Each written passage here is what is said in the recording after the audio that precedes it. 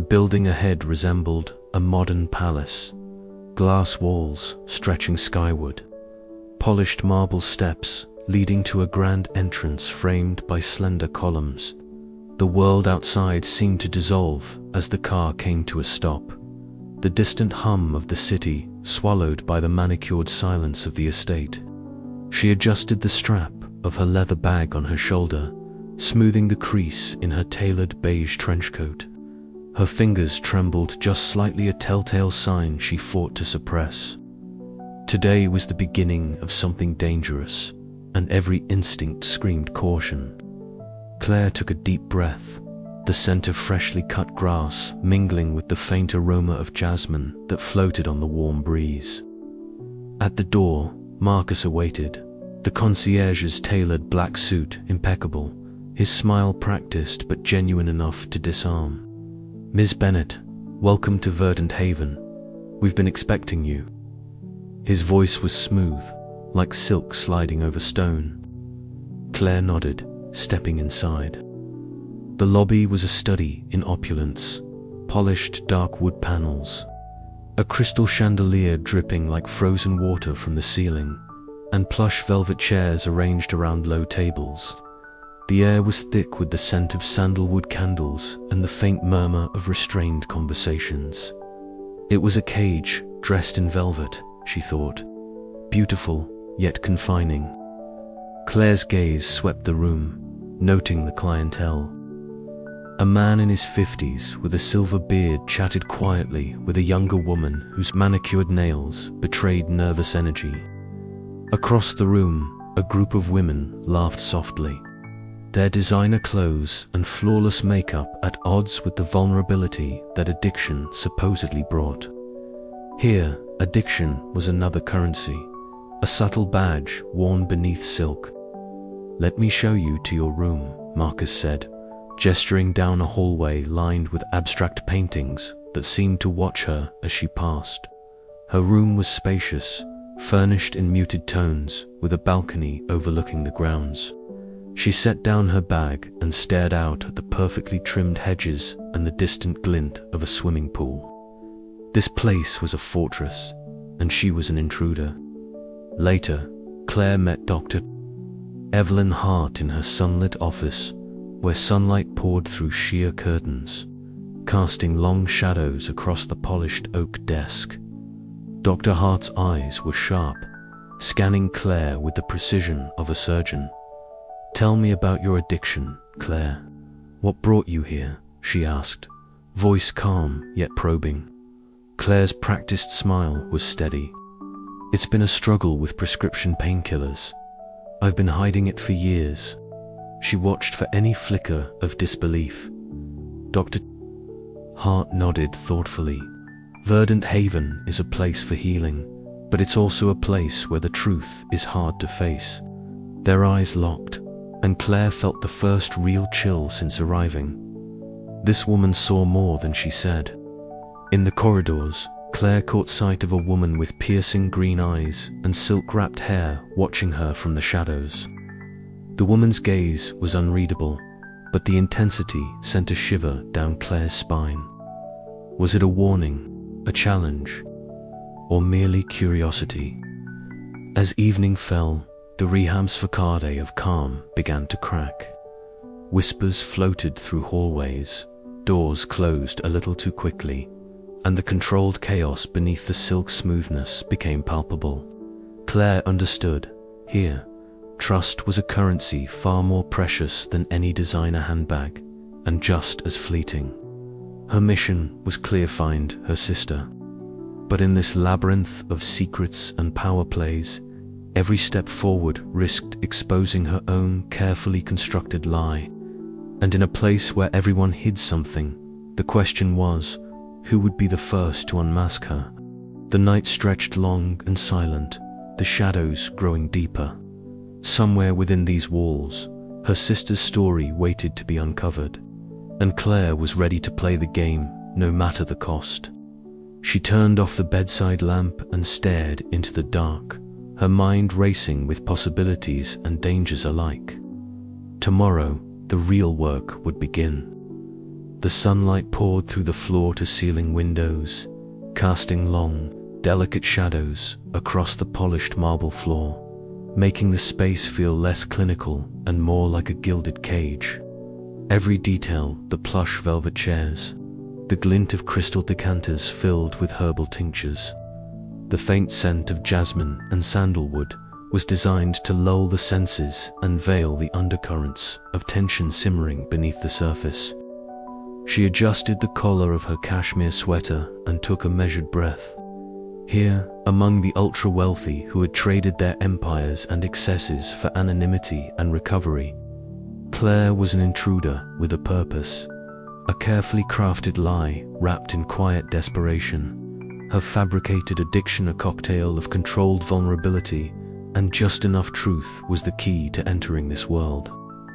But as she looked closer, she saw that the luxury was no more than silken wallpaper hiding a complex web of power plays. Across the room, Claire's gaze settled on a man lounging with casual authority on a leather armchair. Luca Marconi. He was everything this place represented. Charisma veiled with menace, wealth wielded like a weapon, and a smile that promised both sanctuary and danger. His dark eyes flicked toward a woman approaching Nina Caldwell, a striking figure with fiery red hair and a confidence that bordered on aggression. Their exchange was a dance of polite words and cold calculations, smiles stretched thin over unspoken challenges. Claire's mind catalogued every nuance: the blink too long, the subtle lean away, the quickened pulse beneath controlled expressions. This was a battlefield disguised as a sanctuary. She drifted toward a quieter corner where a group therapy session was winding down. Dr. Evelyn Hart, the center's head psychiatrist, was her usual picture of clinical composure: immaculate white coat, sharp bob framing a face that rarely betrayed emotion. As patients filed out, Dr. Hart's eyes met Claire's briefly, a flicker of something unreadable passing between them. Later, alone in her room, Claire rehearsed her fabricated story, weaving details to withstand scrutiny.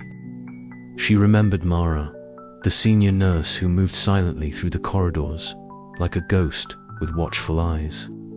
Mara's quiet presence was a reminder that every step here was observed, every word weighed. The evening brought Claire into the dimly lit hallway where hushed voices drifted from a doorway left ajar. Two patients exchanged whispered words, mentions of alliances and shifts in Power B4, dissolving into silence as Claire's shadow passed. Her heart quickened. This place thrived on secrets, and every secret was a thread in the tapestry she needed to unravel. Claire's nights were restless, filled with fragmented conversations and stolen glances. She learned to smile on cue, to laugh softly at the right moments, and to mask the questions burning behind her eyes. Each interaction was a calculated risk. One misstep could expose the fragile truth beneath her fabricated addiction. She began to map the social terrain. Luca's influence stretched like roots beneath the surface. Nina's sharp tongue and sharper mind carved her own domain, and Dr. Hart's clinical authority maintained the illusion of order. But Claire sensed fractious cracks in the polished facade where desperation and ambition collided. One afternoon, during a group activity designed to encourage trust, Claire observed a subtle power play.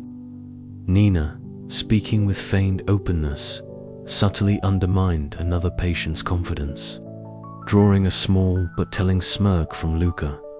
It was clear that alliances were fluid, loyalty non-existent. This was a game where silence spoke louder than words. Claire's own role was delicate. She could not afford to be too inquisitive, nor too distant. She engaged just enough to avoid suspicion, offering fragments of her story that invited empathy but withheld too much. Her careful cultivation of persona was a shield and a weapon. As days passed, the rehab center's veneer seemed thinner. the controlled chaos beneath more palpable. Claire understood that power here was currency, traded in whispered conversations, stolen secrets, and silent threats. And somewhere within this tapestry, her sister's shadow lingered hidden in the silken folds of deception. That night, as Claire lay awake, listening to the quiet hum of the facility, a single question pulsed through her mind. Who, in this web of silken facades, could she trust to help her unravel the truth? The answer felt as elusive as the sister she sought. The game had begun, and Claire was already learning the price of a misstep. The scent of jasmine and expensive cologne wove through the air, a perfumed mask that barely concealed the undercurrents of tension beneath the surface. Every footfall echoed like a secret waiting to be uncovered. She moved with purpose, her heels clicking softly as she navigated the gilded halls lined with silk drapes and priceless modern art. The other residents, dressed in fabrics that whispered wealth and status, drifted in and out of conversations, fragmented and guarded. Claire's eyes flicked from one group to another, catching snippets of words, a name here, a hushed accusation there. In the lounge, under the warm glow of amber lamps, she settled into an armchair, her posture relaxed but her senses alert. The clinking of fine china and soft murmurs filled the room, broken occasionally by a forced laugh that didn't quite reach the eyes. Claire's ears tuned into the fragments around her, piecing together the puzzle in whispered pieces. I heard she vanished after that last treatment session. No one talks about it openly, but the staff are tight-lipped. A woman's voice, low and almost conspiratorial, caught Claire's attention. Vanished. You mean like, disappeared? Another voice, edged with disbelief. Claire's heart quickened. The topic was her sister, whispered in shadows, wrapped in silk but stained with dread. Maintaining her facade was a constant battle. In therapy sessions, she played the part of the fragile addict, nodding along to Dr. Linton's probing questions while her mind mapped every detail she could gather. The sterile room smelled faintly of antiseptic and lavender, the air heavy with forced vulnerability. When it was her turn to speak, her voice trembled just enough to seem genuine, but her eyes remained sharp, observing every reaction. Outside the group, the social dynamics were a labyrinth of alliances and veiled threats. Jace, the magnetic yet dangerous patient, often held court in the lounges, his circle tight and guarded. Claire sensed his gaze on her more than once, assessing, calculating. One evening, as the sun dipped behind the manicured gardens, Claire found herself in a dimly lit corridor, the ornate wallpaper muted in the fading light. Mara approached silently, her presence sudden and unsettling. "You're looking for something," Mara murmured, her breath a whisper against Claire's ear. Claire's heart thumped, but she masked it with a measured nod. "Maybe. What do you know about my sister?" Mara's eyes glinted with something unreadable. "More than you think. But here, knowledge comes with a price." The warning hung between them like a blade. Claire swallowed, knowing every secret uncovered deepened the shadows she was stepping into. Later, at a lavish evening gathering, the air thick with the scent of expensive perfume and the murmur of silk gowns brushing marble floors, Claire moved carefully. Laughter sparkled like shattered glass around her, masking the sharp edges of manipulation beneath. Eyes tracked her, some curious, others calculating. Every smile was a mask, every word a game. Amid the controlled chaos, Claire's resolve hardened. The whispers about her sister were pieces of a darker puzzle, one she was determined to solve, no matter the cost. But with every secret uncovered, the danger grew. and the line between ally and enemy blurred beneath the silken veil of the Rahab's facade. Tonight, however, the illusion shattered with a harshness she had not anticipated. It started subtly, a faint flicker of the ornate chandeliers in the grand lobby, the ambient music warping into silence. Then, with a soft thud that echoed through the marble halls, the entire facility was plunged into darkness. Emergency lights buzzed to life, casting a sickly red glow over the stunned faces of patients and staff alike. Murmurs rose into anxious whispers, like a gathering storm held back by brittle glass. Claire's breath hitched, but she moved with quiet purpose, her eyes adjusting quickly to the dim emergency lighting. The sudden blackout was no accident. She was sure of it, but whether it was a malfunction or sabotage remained to be seen. For now, it was an opportunity she could not afford to miss. Dr. Evelyn Marks appeared almost immediately, her poised presence a stark contrast to the growing unease. "Everyone, please remain calm," she announced, voice cutting through the murmur like a scalpel. "Our backup generators will be operational shortly. Security is handling the situation." Claire noted the practiced calm in Evelyn's tone, but the tightness around her eyes betrayed the pressure beneath the surface. She was playing a game as much as Claire was, and in this game, every move mattered. The corridors quickly filled with flickering cell phone lights and the soft shuffle of silk gowns and polished shoes. Claire edged away from the gathering crowd, her steps muffled against the plush carpet. She knew the building well enough now to navigate blindfolded, but tonight she relied on memory and instincts honed by weeks of covert observation. Her destination was the surveillance hubber room, strictly off-limits to patients and most staff. If she could get inside, she might glimpse footage or records that revealed clues about her sister's disappearance. The blackout, chaotic as it was, might just give her the cover she needed. Passing by a group of security guards gathered near the main control panel, Claire feigned a stumble, catching herself against the wall with a casual grace that belied her urgency.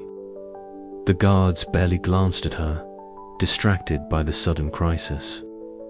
She slipped past, heart hammering as the low hum of emergency generators thrummed in the background.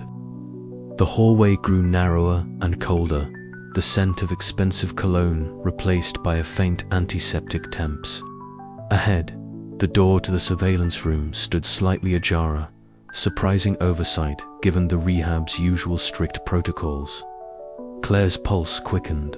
She slipped inside, the door clicking softly behind her. Inside, the room was a command center of monitors and blinking consoles. Walls lined with screens showing feeds from every corner of the facility. Most were dark or flickering due to the power failure, but one monitor displayed a live feed from the East Winger wing Claire had scarcely explored. Her eyes scanned the footage, searching for anything unusual. Then, a figure appeared on screen, someone moving quickly, trying to avoid the cameras. Claire's heart leaped. Could it be her sister? Before she could focus, footsteps approached. The door handle rattled, and a voice whispered urgently, "Get out." Claire ducked behind a console just as Lucas, the security chief, entered the room. His eyes narrowed, scanning the dimly lit space. "What are you doing here?" he demanded. Claire forced a calm smile. "I was looking for the restroom. The blackout threw me off." Lucas's gaze lingered, skepticism etched into his features. "Stay out of staff areas," he warned, his voice low but firm. She nodded, stepping back toward the door, her mind racing. The blackout was more than a simple malfunction. It was a crack in the rehab's polished veneer, a chance to uncover truths hidden behind locked doors and silken smiles. Back in the hallway, Claire's fingertips brushed the edge of a large painting. Something about it felt off, a slight gap between the frame and the wall. Her fingers traced the outline, and with a soft click, a hidden panel slid open, revealing a narrow passageway beyond. A rush of adrenaline surged through her veins. This was it, a secret passage that could lead deeper into the rehab's underbelly. The controlled chaos of the blackout had offered her a glimpse behind the curtain, but now the real risk began. Claire paused, listening to the distant shouts and the crackle of radios as staff scrambled to restore order. The luxury rehab was no longer just a sanctuary for the wealthy, it was a labyrinth of secrets, power struggles, and dangerous games. Steeling herself, Claire slipped through the passage, the weight of her mission pressing on her shoulders. Somewhere within these walls was the truth about her sister and, perhaps, the twisted heart of the rehab itself. Outside, the first flickers of restored power began to pierce the darkness. But Claire's path was lit now by something far more potent, desperate determination. As she disappeared into the shadows, the controlled chaos of the night was only just beginning. The night had pulled the rug from beneath the rehab's impeccable order, and Claire was ready to run with it. The interplay of light and shadow played tricks on her senses as she navigated the secret passage. The air thick with a mix of dust and the faint metallic scent that always accompanied hidden, forgotten spaces. Each step echoed softly against cold stone walls, a stark contrast to the plush luxury above. Somewhere ahead, faint mechanical noises hinted at the central systems running this fortress of secrets. Claire's mind raced. Every hidden corner she uncovered might hold the key to her sister's fate. The passage opened into a small chamber filled with racks of equipment and tangled wires, a nerve center of the rehab's surveillance infrastructure.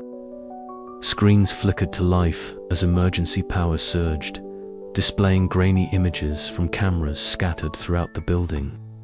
Claire leaned in, scanning the feeds carefully. Faces flashed past, some familiar, others strangers. Then, there on a screen labeled East Wing Room 12, a figure moved cautiously, their silhouette unmistakable. "That has to be her," Claire whispered, breath-catching. But before she could react, footsteps reverberated down the corridor outside. Panic prickled her skin.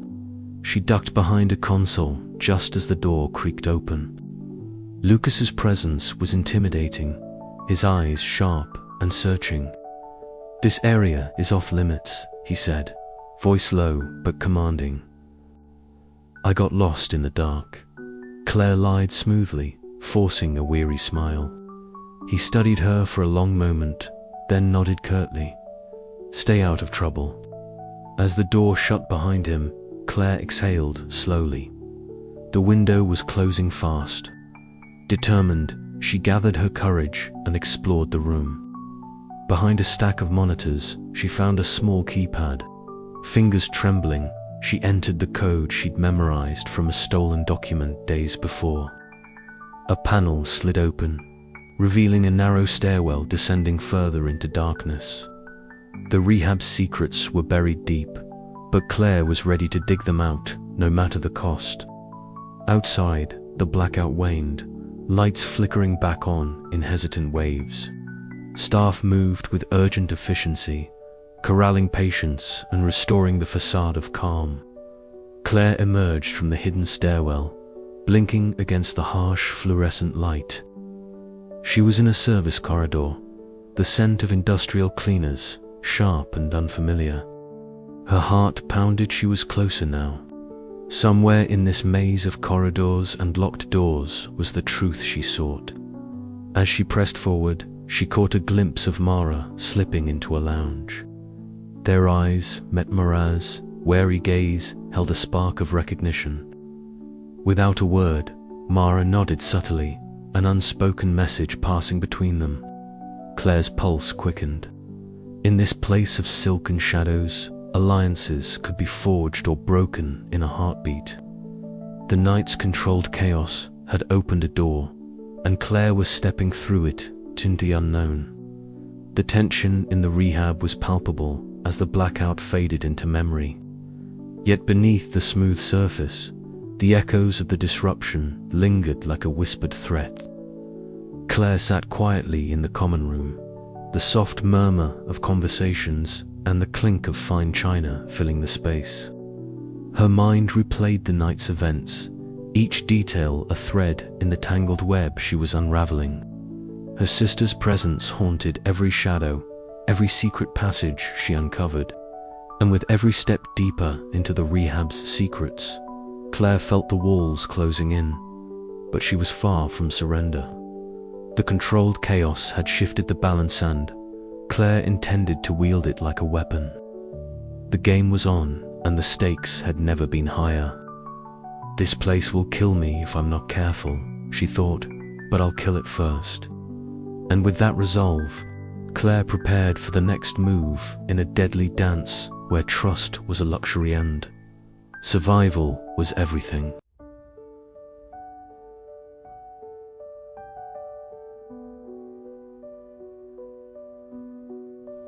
The sun filtered through the tall windows of the therapy room, casting sharp rectangles of light across the immaculate white walls.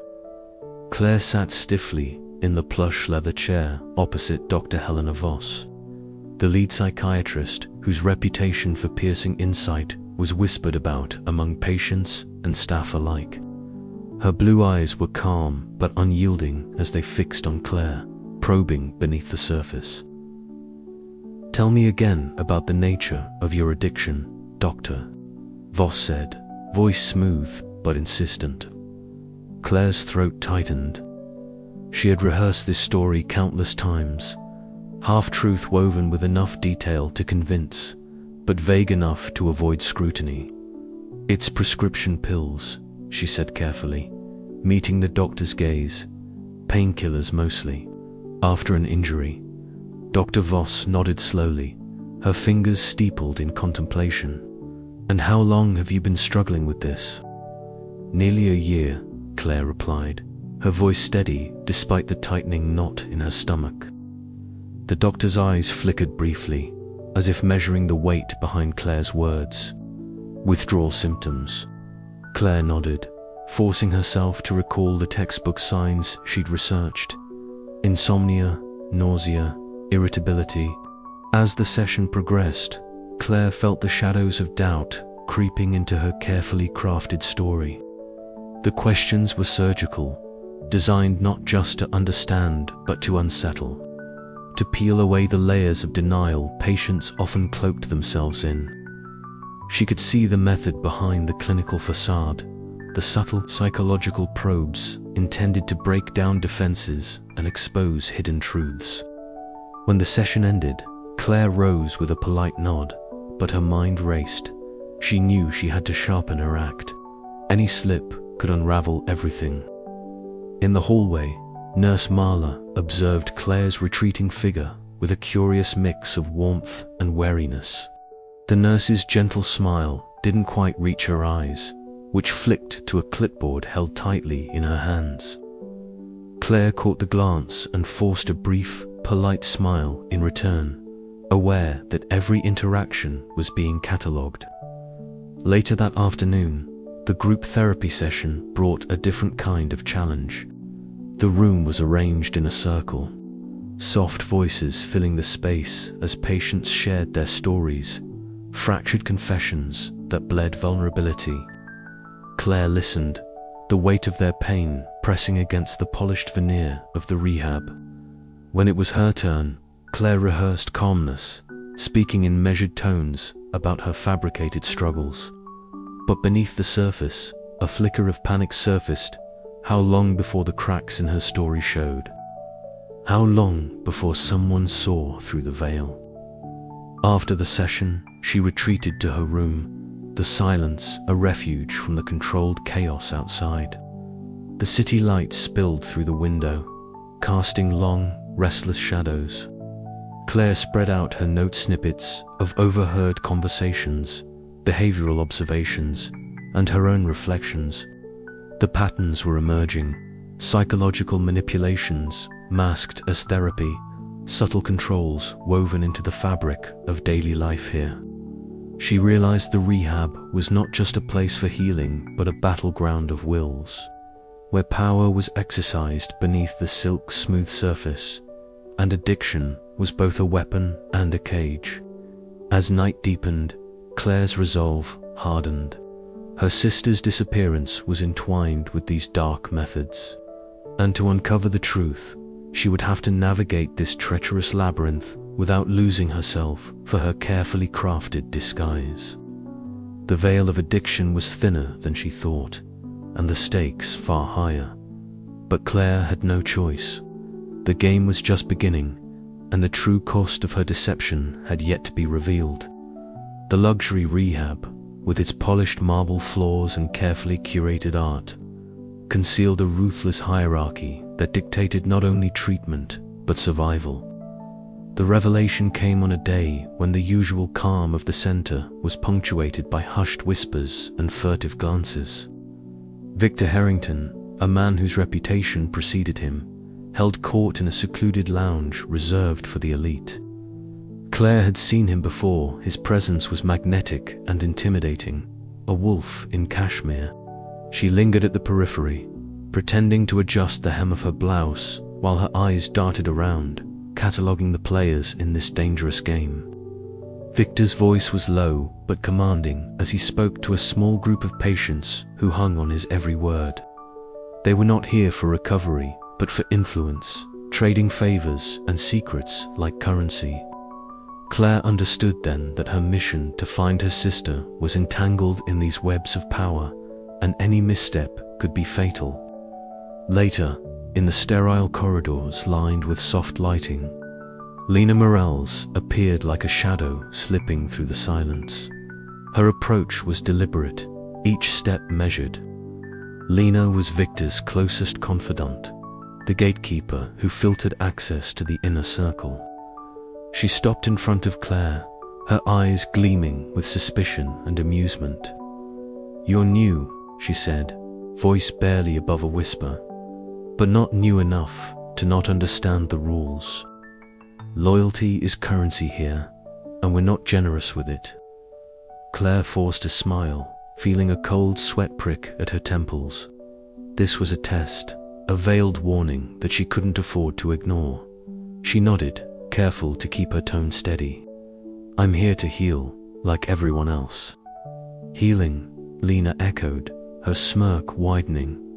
"Depends on your definition." With that, she vanished down the hallway, leaving Claire alone with the echo of her words. The next day, Claire found herself in Dr. Simon Reed's office. The psychiatrist had been observing her, his gaze clinical but laced with something deeper concern or calculation, she couldn't tell. The room smelled faintly of antiseptic and old books. He leaned forward, fingers steepled. "You're walking a fine line, Claire. This place isn't just about addiction, it's about control, and the players you're dealing with don't like to lose." Claire met his eyes, unflinching. "I'm aware, be careful. The deeper you go, the more isolated you become.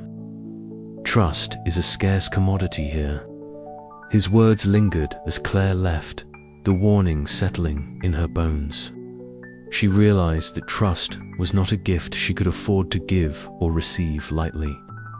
That evening, the rehab hosted a discreet gathering in the grand lounger facade of civility, where the powerful mingled behind polite smiles and clinking glasses. Claire navigated the crowd, her senses heightened. Soft jazz floated through the air, blending with the subtle scent of expensive perfume and aged whiskey. Conversations were layered with double meanings, alliances forged and broken beneath the veneer of camaraderie. Victor was there, his presence magnetic as ever. Claire approached cautiously, aware that every word, every glance, was a move on this invisible chessboard. She needed to earn her place, to learn the rules of this perilous game without revealing her true purpose. Each interaction was a test of wit and will. Claire found herself drawn into whispered exchanges, her smile masking the storm of calculation beneath. She realized that to find her sister, to survive, she had to become a player in this deadly game, not just a pawn. But the deeper she delved, the clearer it became that the stakes were higher than she imagined. The rehab was not just a sanctuary for the broken, it was a battleground for power. And every secret uncovered brought her closer to danger. As the night wore on, Claire's resolve hardened. She would navigate these treacherous waters, no matter the cost. The game was on, and losing was not an option.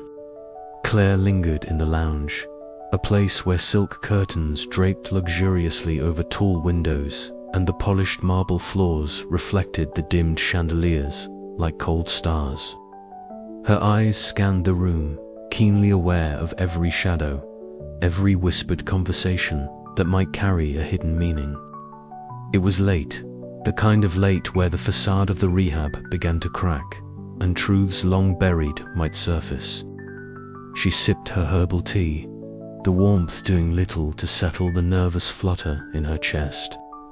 Every day here was a balancing act, keeping her fabricated addiction believable while peeling away layers of deception that shrouded the center. The missing pieces of her sister's disappearance haunted her thoughts, and tonight, more than ever, Claire felt she was on the cusp of something significant. From across the room, a familiar figure slipped through the half-open door. Vivian, with her platinum hair cascading like a halo around her face, moved with a deliberate grace. Her silk scarf trailed behind her, whispering secrets against the polished floor. Claire straightened slightly, curiosity piqued.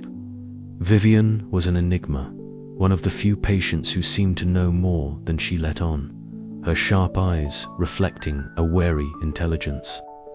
Vivian approached quietly, her voice a hushed murmur in the stillness. "Claire," she said, her tone layered with urgency, "we need to talk. Somewhere private." The invitation was unexpected, but welcome. Claire nodded, allowing Vivian to lead her to a shadowed corner of the lounge where the glow of the city's nightlights barely reached. The air felt heavier here, charged with unspoken truths. "There's something you need to know about Dr. Langston," Vivian began, her gaze darting nervously toward the surveillance cameras that occasionally blinked red from their perches.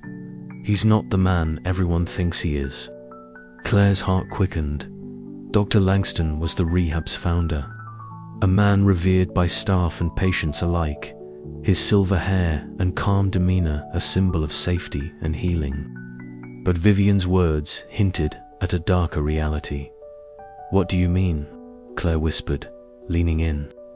Vivian's eyes flickered with a mixture of fear and defiance. "Langston's past is riddled with exploitation, using the facility as a front for something far more sinister. Vulnerable patients, like your sister, aren't here to heal. They're pawns in a game of power and profit." The rooms seemed to close in, the plush surroundings suddenly suffocating. Claire's mind raced, connecting fragments of overheard conversations and the odd behaviors she'd observed. Could this be the reason her sister vanished without a trace? "How do you know this?" Claire pressed, voice tight. Vivian hesitated, then pulled a small, folded document from inside her jacket. "I found this in a restricted area. Financial records, communication logs, evidence that ties Langston to powerful people outside these walls." Claire's fingers brushed over the paper, the weight of its implications settling deep within her. This was no longer just a search for a missing person. It was a battle against an unseen enemy entrenched in the very heart of the rehab. As the conversation deepened, Claire felt a shift inside her. The controlled chaos of the rehab was not random, it was orchestrated. And now, armed with Vivian's revelation, she understood the stakes had escalated beyond anything she had imagined. The night grew colder as Claire stepped out onto the terrace, the city skyline a glittering expanse of secrets and lies. The silk-soft facade of the rehab had been pierced, exposing the darkness beneath. Yet, with this newfound knowledge came danger, and she knew the path ahead would be fraught with peril. Her sister's shadow loomed larger than ever, entwined with the threads of betrayal and power that held the rehab captive. Claire's resolve hardened. She would not be silenced. The game had changed, and so had she. The night whispered promises of revelations to come, and Claire was ready to listen. But as the door closed behind her, the faintest sound of footsteps echoed someone was watching. The secrets under silk were not willing to be uncovered without a fight. Claire's mind replayed Vivian's words over and over, each one a chisel striking at the polished image of the rehab. The more she thought about it, the more everything she'd seen, the veiled glances, the hushed meetings, the sudden silences made sense. The rehab was a gilded cage, and she was inside, trying to find a way out. She knew the risks of trusting Vivian.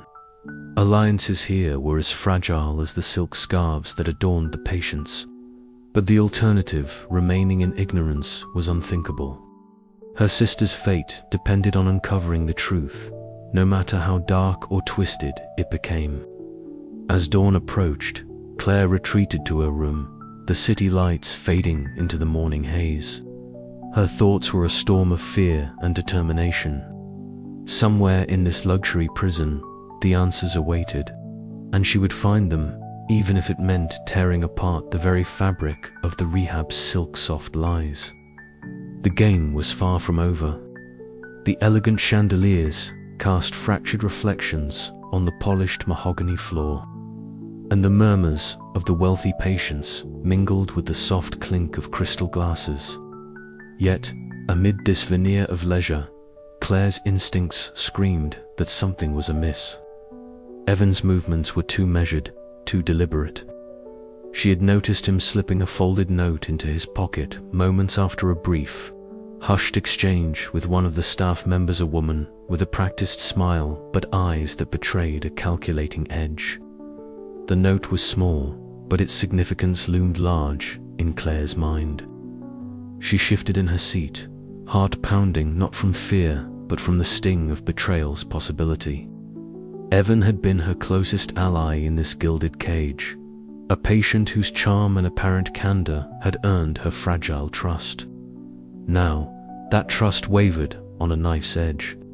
Later that evening, while the rehab center's corridors echoed with the soft footsteps of late-night wanderers, Claire found herself drawn to the shadowed hallway near the therapy rooms.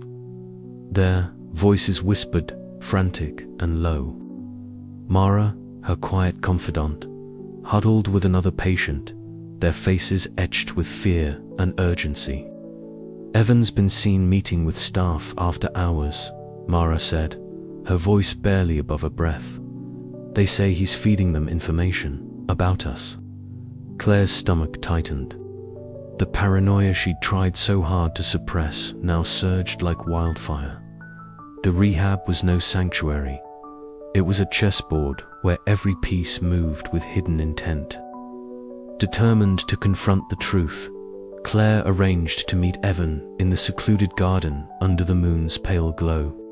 The night air was crisp, carrying the scent of jasmine and freshly cut grass, a deceptive calm that belied the tension threading through the space between them. Evan stood by the wrought iron bench, his silhouette sharp against the manicured hedges. When Claire approached, his usual easy smile faltered, replaced by a guarded expression. "Claire," he began, voice low, "this place, it's not what it seems. You need to be careful who you trust."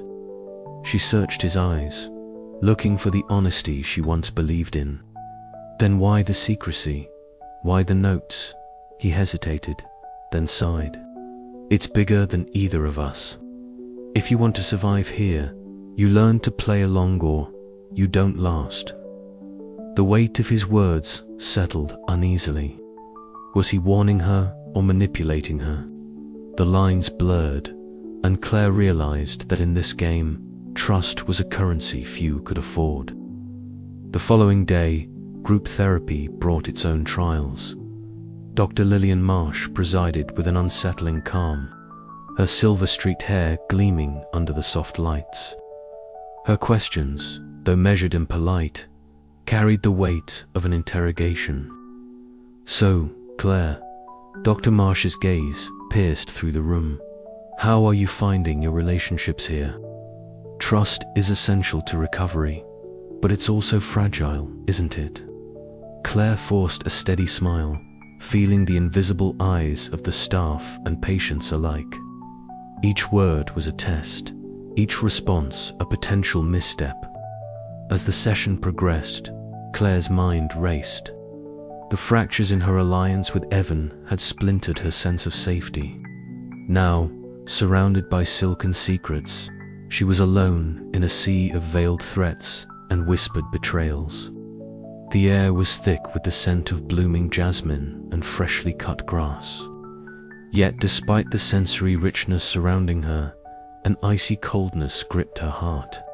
Her mind drifted unbidden, slipping through the years like a ghost revisiting a home long abandoned. She saw them both there, two girls by the lake that had been their sanctuary, the water shimmering with the golden hues of sunset. The laughter of her sister, Alina, ringing clear and bright. Alina had always been the wild one, the flame to Claire's cautious ember. Her smile had the power to light up the darkest rooms, and her rebellious spirit had drawn trouble like moths to a flame. But she was also the sister Claire had loved fiercely, the one she'd lost and now hunted. The memory twisted painfully as the scene shifted to their last argument.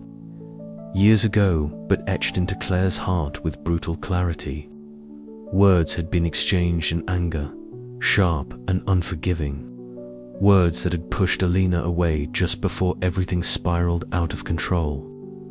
Claire's chest tightened at the recollection, the weight of guilt pressing down like a stone. The harsh fluorescent lights of the group therapy room yanked Claire back to the present. Dr. Reynolds's calm voice cut through the stale air, probing gently but firmly. Claire's facade wavered for a moment.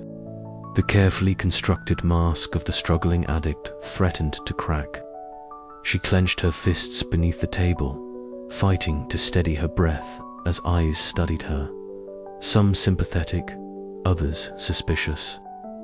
The sterile room, the hushed whispers, the subtle glances, all felt like a cage tightening around her.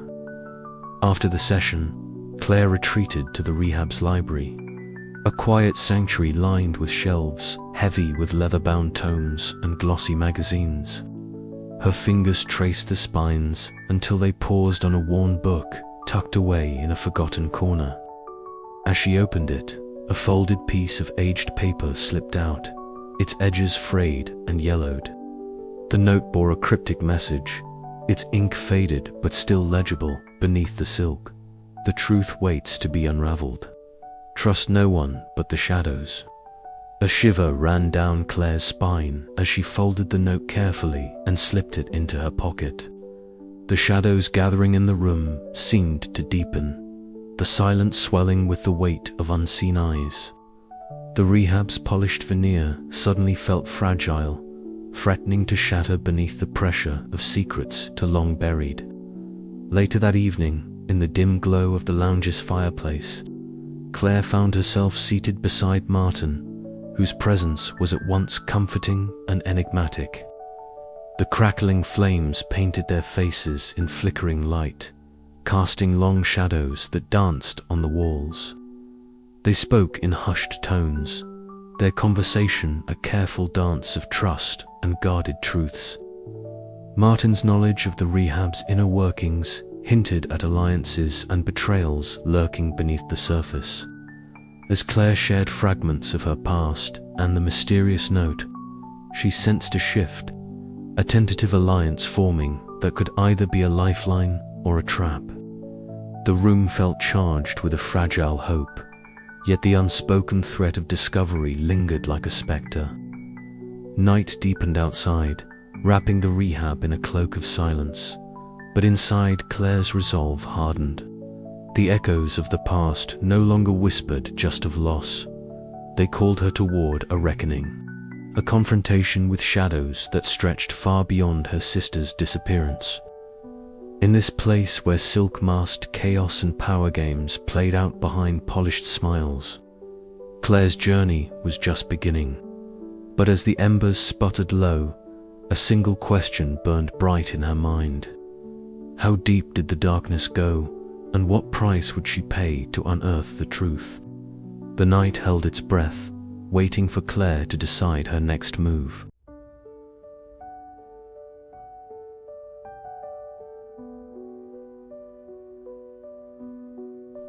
She pressed her back against the cool wall, eyes scanning the polished marble floor for any sign of movement. Every step she took, deeper into the rehab's heart, was a gamble, a chance to uncover the truth about her sister, but also a step closer to danger. For days, Claire had pieced together fragments of whispered rumors and subtle glances exchanged by the staff and patients alike. Tonight, her patience brought her to a concealed panel behind the Grand Library's false bookshelf, a secret passage no one was meant to find. Her fingers trembled slightly as she traced the outline of the hidden latch. With a soft click, the panel swung inward, revealing a narrow stairwell descending into darkness. The air was stale, tinged with the metallic scent of old wiring and neglect. Claire's heart hammered as she flicked on the small flashlight she'd concealed in her sleeve. The beam cut through the gloom, illuminating a set of concrete steps curling downward. The distant hum of electrical equipment thrummed beneath her feet, promising secrets she was desperate to uncover. At the bottom, the stairwell opened into a cramped basement room. Walls lined with filing cabinets and shelves bore stacks of manila folders, their edges yellowed and corners dog-eared. In one corner, a bank of monitors glowed with live footage, displaying various angles of the rehab's pristine rooms and corridors. The glow painted ghostly patterns on the peeling paint and exposed pipes. Claire's gaze fixed on the screens, each one a window into a world that was anything but the sanctuary the rehab pretended to be. There she saw patients speaking in hushed tones, staff exchanging envelopes in shadowed alcoves, and behind closed doors, meetings that reeked of conspiracy and control. Her breath hitched as she spotted a familiar face, her sister, caught fleetingly on one monitor. A wave of relief surged through her, tempered instantly by the cold realization of how deeply entangled her sister was in this web of deceit. The sister she thought lost was here, but trapped in a cage far more sinister than addiction. Suddenly, a faint rustling sound broke the silence. Claire spun toward the noise, flashlight beam darting across the room. From behind a stack of folders, a rat scurried away, its tiny claws clicking against the concrete. She exhaled shakily, but the moment had shattered her calm. Time was running out. Claire pulled out her phone, the camera lens capturing images of documents revealing financial transactions, patient records altered to hide disappearances, and correspondence implicating the rehab's leadership in bribery and intimidation. Every snapshot was a piece of the puzzle, every file a dagger aimed at the institution's heart. Her fingers moved quickly, but the distant echo of footsteps on the floor above made her pulse spike. Security was tightening. Ilias's presence was felt even without seeing him. Claire knew that this discovery would escalate the stakes. Surveillance cameras might soon be trained on her, and every move scrutinized. With one final glance around the cramped room, Claire carefully closed the files and slipped back up the stairwell, sealing the panel behind her. The opulent silence of the rehab enveloped her once more, but beneath its silk-smooth surface, a storm was gathering. As she rejoined the other patients, masks of calm and recovery firmly in place, Claire's mind raced.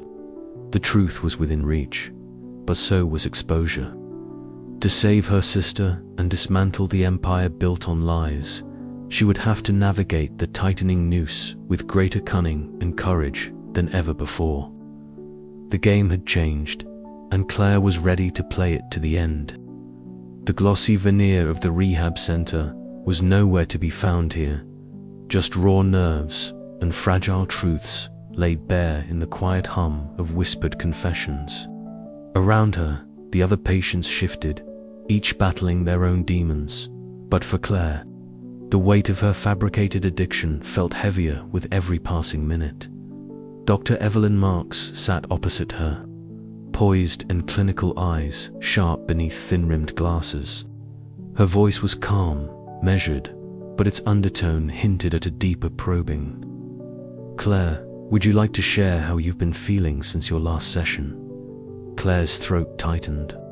She had prepared for this moment, rehearsed the lines and emotions she needed to convey to maintain her cover. But the truth was a tangled knot inside her chest.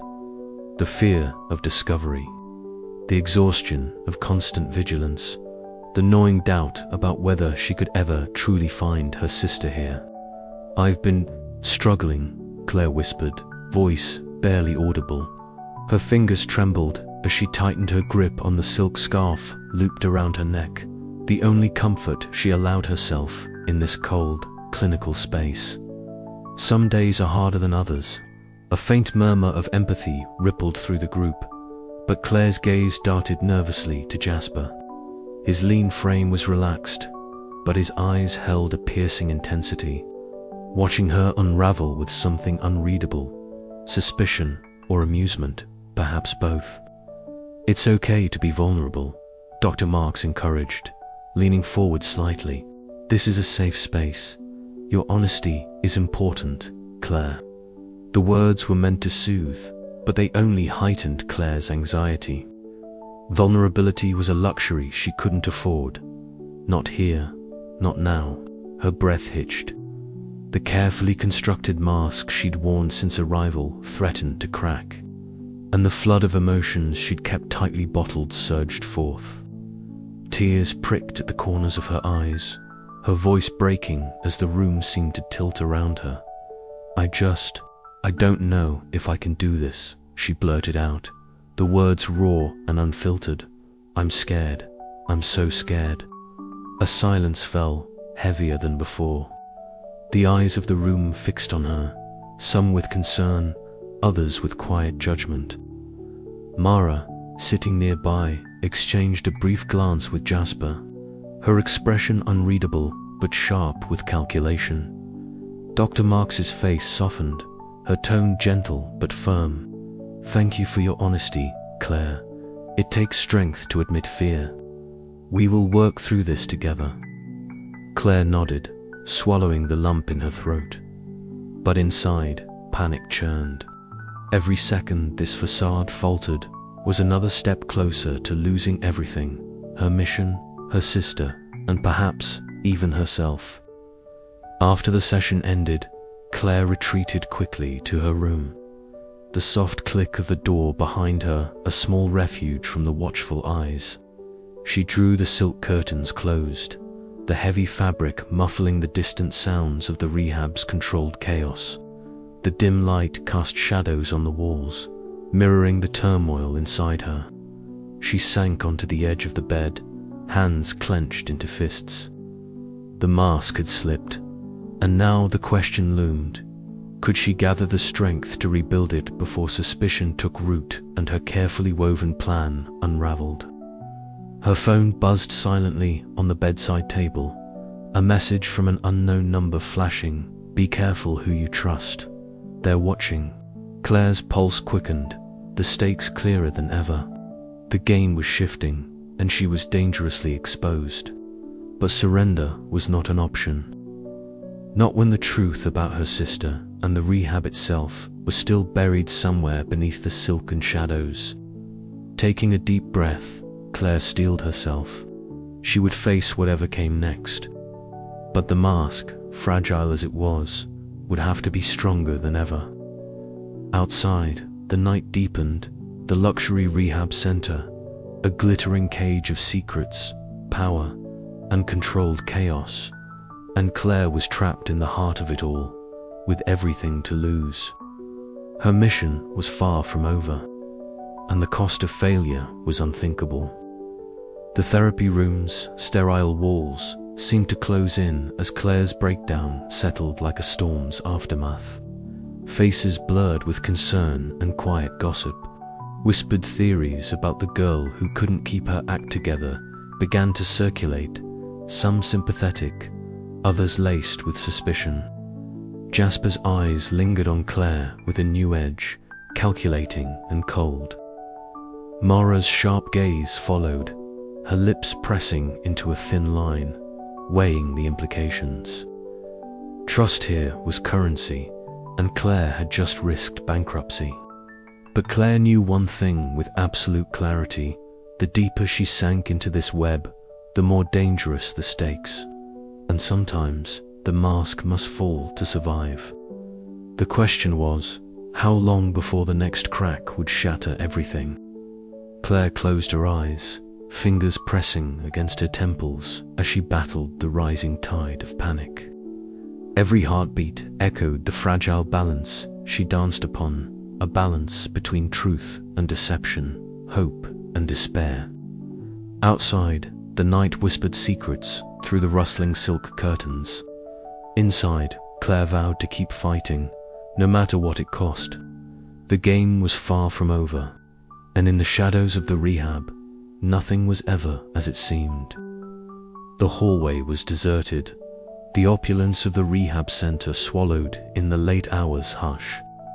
She had followed the cryptic note, an anonymous tip that had found its way to her through a whispered conversation in the smoky drawing room, to this secluded wing of the facility. The scent of polished wood and faint traces of jasmine lingered in the air, a stark contrast to the tension knotting her stomach. Claire's eyes flicked to the heavy double doors ahead, their dark mahogany panels carved with intricate patterns that seemed almost to swallow the dim light. Beyond them, she knew, was the secret rendezvous, a meeting place reserved for the rehab's most influential residents. If there was a hint, a whisper, anything about her missing sister, it would be here. She adjusted the loose silk scarf around her neck, the fabric soft against her skin but heavy with symbolism. Silk was the veil that cloaked the rehab's true nature, smooth, luxurious, but concealing a web of power, games, and dark secrets. Claire had learned quickly to navigate this world, to blend in with the ultra-wealthy patients whose addictions were as much about control as they were about escape. The door creaked open slightly, and Claire slipped inside, sliding behind a velvet curtain as the room revealed itself. Soft light pooled from crystal chandeliers, casting fractured rainbows onto the polished marble floor. The air was thick with the scent of expensive cigars and aged whiskey, mingled with the faint but unmistakable Thames of something metallic beneath it all. Anxiety, perhaps, or something more sinister. At the far end of the room stood Victor Langston, his tall frame silhouetted against the flames flickering in a grand fireplace. His silver-streaked hair caught the light as he spoke, his voice a low rumble that seemed to command the very air. "We all have roles to play," he said smoothly, eyes glinting with cold calculation. "The rehab is just the stage. The real game is power." Mara Jensen leaned forward, her dark eyes sharp beneath the low light, a silk scarf twisted nervously in her pale hands. "And the girl?" she asked, voice barely above a whisper. "The one who disappeared?" Victor smiled thinly. "A complication, but not a problem. Not yet." Claire's pulse quickened. The missing girl, her sister, was the complication. The pieces she had gathered over weeks began to fall into place, the alliances, the subtle threats masked as casual conversations, the disappearances quietly excused by staff and patients alike. Her mind raced as she crouched behind a heavy mahogany divider, the smooth surface cool against her fingertips. Every word she overheard added weight to her suspicions. This was no mere rehab. It was a front, a chessboard, where the ultra-wealthy moved pawns and kings alike, hiding behind their silken smiles, and her sister was a piece in their game. A sudden shift in the atmosphere made Claire freeze. Footsteps approached, deliberate, measured. Dr. Hammond's shadow loomed near, his wire-rimmed glasses catching the light as he scanned the room. His expression was unreadable, but his eyes flickered with suspicion as they swept over the dark corners. Claire held her breath, every muscle tensed. To be discovered here would mean the end, not just of her mission, but potentially of her life. Slowly, she backed away, the soft rustle of her clothing barely audible over the crackling fire and murmurs of the conspirators. Outside, the night pressed in, thick with secrets and danger. Claire knew the chase was far from over. Each revelation drew her deeper into the shadows, blurring the lines between ally and enemy, truth and deception. But she had come too far to turn back now. Somewhere in this labyrinth of silken lies was the answer she sought to the fate of her sister, and the dark heart beating beneath the rehab's gilded surface. The game was on, and Claire was chasing shadows that could either save her or consume her whole. She slipped away into the darkness, the echo of Victor's words ringing in her ears. The real game is power. And power, Claire realized, was a dangerous thing to chase. Claire's mind reeled as she pieced together what she had overheard. The alliances among the patients were more than mere social posturing. They were part of a larger, more sinister web. Victor Langston, with his polished charm and ruthless edge, was the puppet master, and Mara Jensen seemed caught between fear and defiance. Why was her sister considered a complication? What had she uncovered that made her a threat? These questions burned in Claire's chest as she made her way back to her room, the corridors seeming longer and darker than before. Her act as an addicted patient was becoming more delicate. The staff's eyes seemed sharper, the patient's glances more calculating. Claire knew she had to be cautious, yet she could not afford to lose momentum. The clues were finally surfacing, but so was the danger. In the privacy of her room, Claire pulled out a small notebook, her fingers trembling slightly as she scribbled the details. The rehab was a fortress of secrets, and within its walls, power was currency. Her sister's fate, tangled in this dangerous game, was the key to unraveling it all.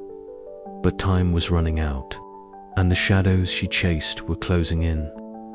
Tonight was just the beginning, Claire whispered to herself, steeling her resolve. The real fight is still ahead. Outside her window, the luxury rehab center shimmered under the moonlight, a beautiful prison of silk and steel, and Claire was trapped in its web, hunting for the truth that could free her or destroy them all. The night's revelations left Claire restless, her thoughts a tempest of suspicion and determination. She knew she had to play her part carefully, weaving through the controlled chaos without breaking her carefully crafted facade. Her sister's shadow loomed larger with every secret uncovered, the mystery of her disappearance entwined with the rehab's darkest corners. And as the sun threatened to rise, Claire prepared for the next move in a game where every step could be her last. The chase was far from over. The room smelled faintly of expensive cologne and stale coffee, a paradox of luxury and neglect that mirrored the rehab itself. She had waited for hours, listening to the muffled sounds of conversations drifting down the hall, until the coast was clear. Now, with the lockpick set she'd carefully concealed in her sleeve, She eased the drawer open and pulled out a thick folder stamped with the rehab's insignia. Her heart hammered in her chest as she flipped through pages filled with financial ledgers, coded notations, and encrypted messages written in a cipher she recognized from her research. A sudden creak from the hallway made her freeze. She slid the folder back and snapped the drawer shut, just as the door handle turned. Mara entered, her sharp eyes immediately narrowing when she saw Claire seated where she shouldn't be. "Looking for something, Claire?" Mara's voice was low and laced with menace. Claire forced a smile, her mind racing to fabricate a plausible excuse. "Just organizing my things." Mara stepped closer, her heels clicking ominously on the hardwood floor. "Be careful where you poke around. Not everyone here appreciates curiosity." The warning hung in the air as Mara left, and Claire exhaled slowly. She knew she was treading on dangerous ground, but the secrets she was uncovering were too critical to ignore. Later, in the rehab's lounge, Claire positioned herself near the corner where the elite patients gathered, their voices low and guarded. She caught fragments of a conversation between Gareth and a sharply dressed man she didn't recognize. "The shipment moves tonight," Gareth said, his tone icy. "Make sure the ledger stays clean." The other man nodded, eyes flicking around the room. No mistakes this time. Claire's pulse quickened. These weren't just wealthy addicts. They were players in a high-stakes game of crime and corruption, using the rehab as a cover for their operations. That evening, under the fading glow of dusk, Claire met with Derek in the secluded garden behind the center. The air was thick with the scent of jasmine and damp earth, a rare moment of tranquility amid the chaos. Derek handed her a small flash drive, his hands shaking slightly. "This has everything you need. Financial records, communications, even names.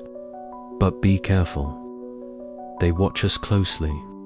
Claire nodded, the weight of the endeavor pressing down on her. "Thank you.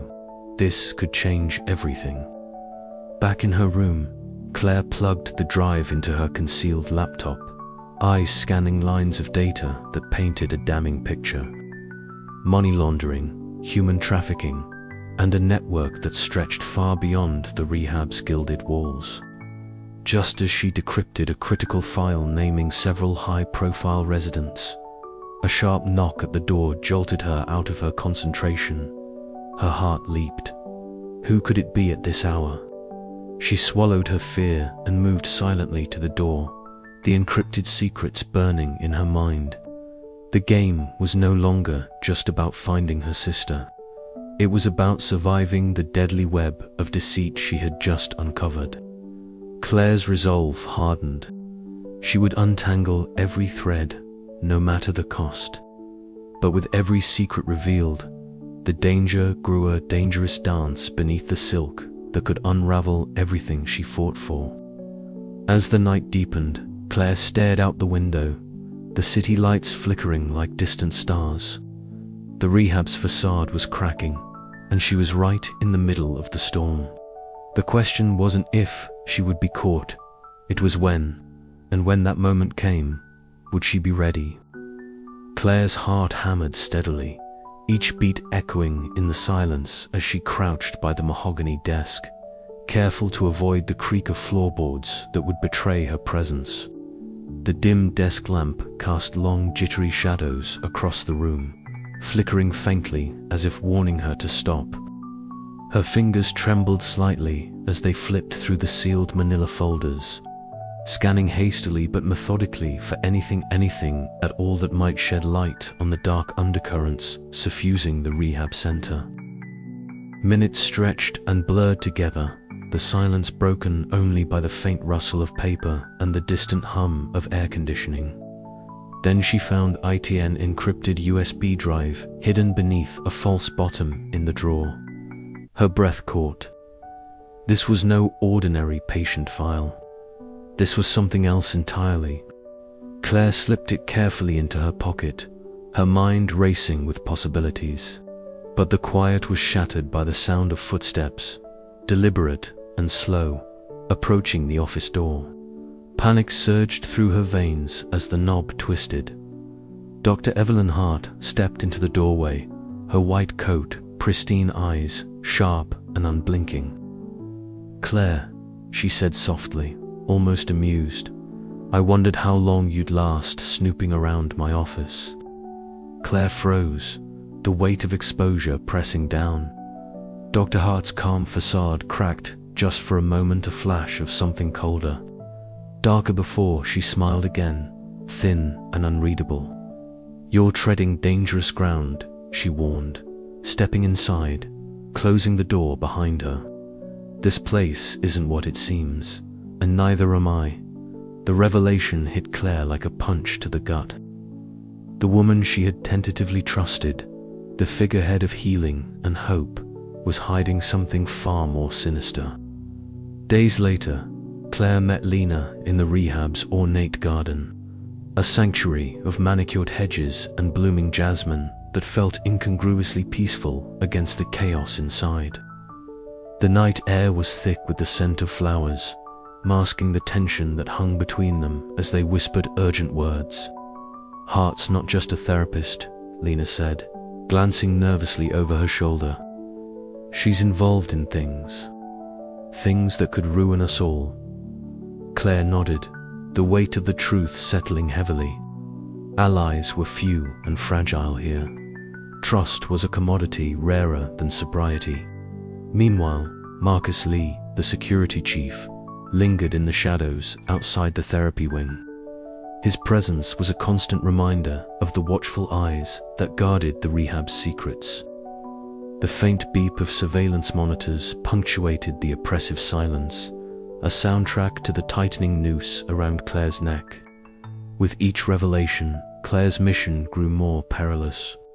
The facade of healing was a veneer, beneath which lay manipulation, deceit, and a darkness that threatened to consume them all. She had to tread carefully, for one misstep could mean the end, not just of her quest, but of her life. As the chapter closed, Claire stared out of her window at the sprawling estate bathed in moonlight, the shadows stretching long and threatening. The game had changed. The enemy was no longer just hidden in plain sight. It was entrenched, powerful, and watching. And Claire knew one thing with brutal clarity. In this place, trust was the deadliest illusion of all.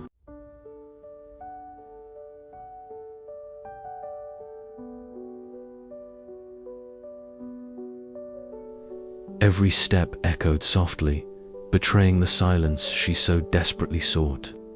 The rehab's sleek, polished corridors had always struck her as a gilded cage, but here, in this dimly lit room behind a reinforced door, the true heart of the operation pulsed quietly. She glanced at the small keypad beside the door, fingers deftly punching in the stolen access code she'd memorized days ago. The green light blinked approvingly, and the door hissed open just enough for her to slip inside. The room was cramped, filled with towers of blinking servers and a single workstation occupied by a bulky monitor and keyboard. She closed the door gently behind her and exhaled, the tension in her shoulders tightening anew.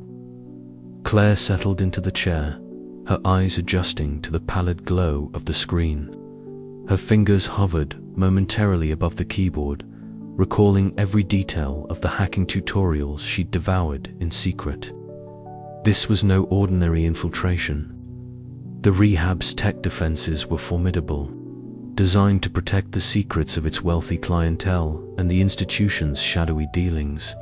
She initiated the login sequence with the forged credentials, heart pounding as layers of encryption and firewall protocols sprang up like digital sentinels.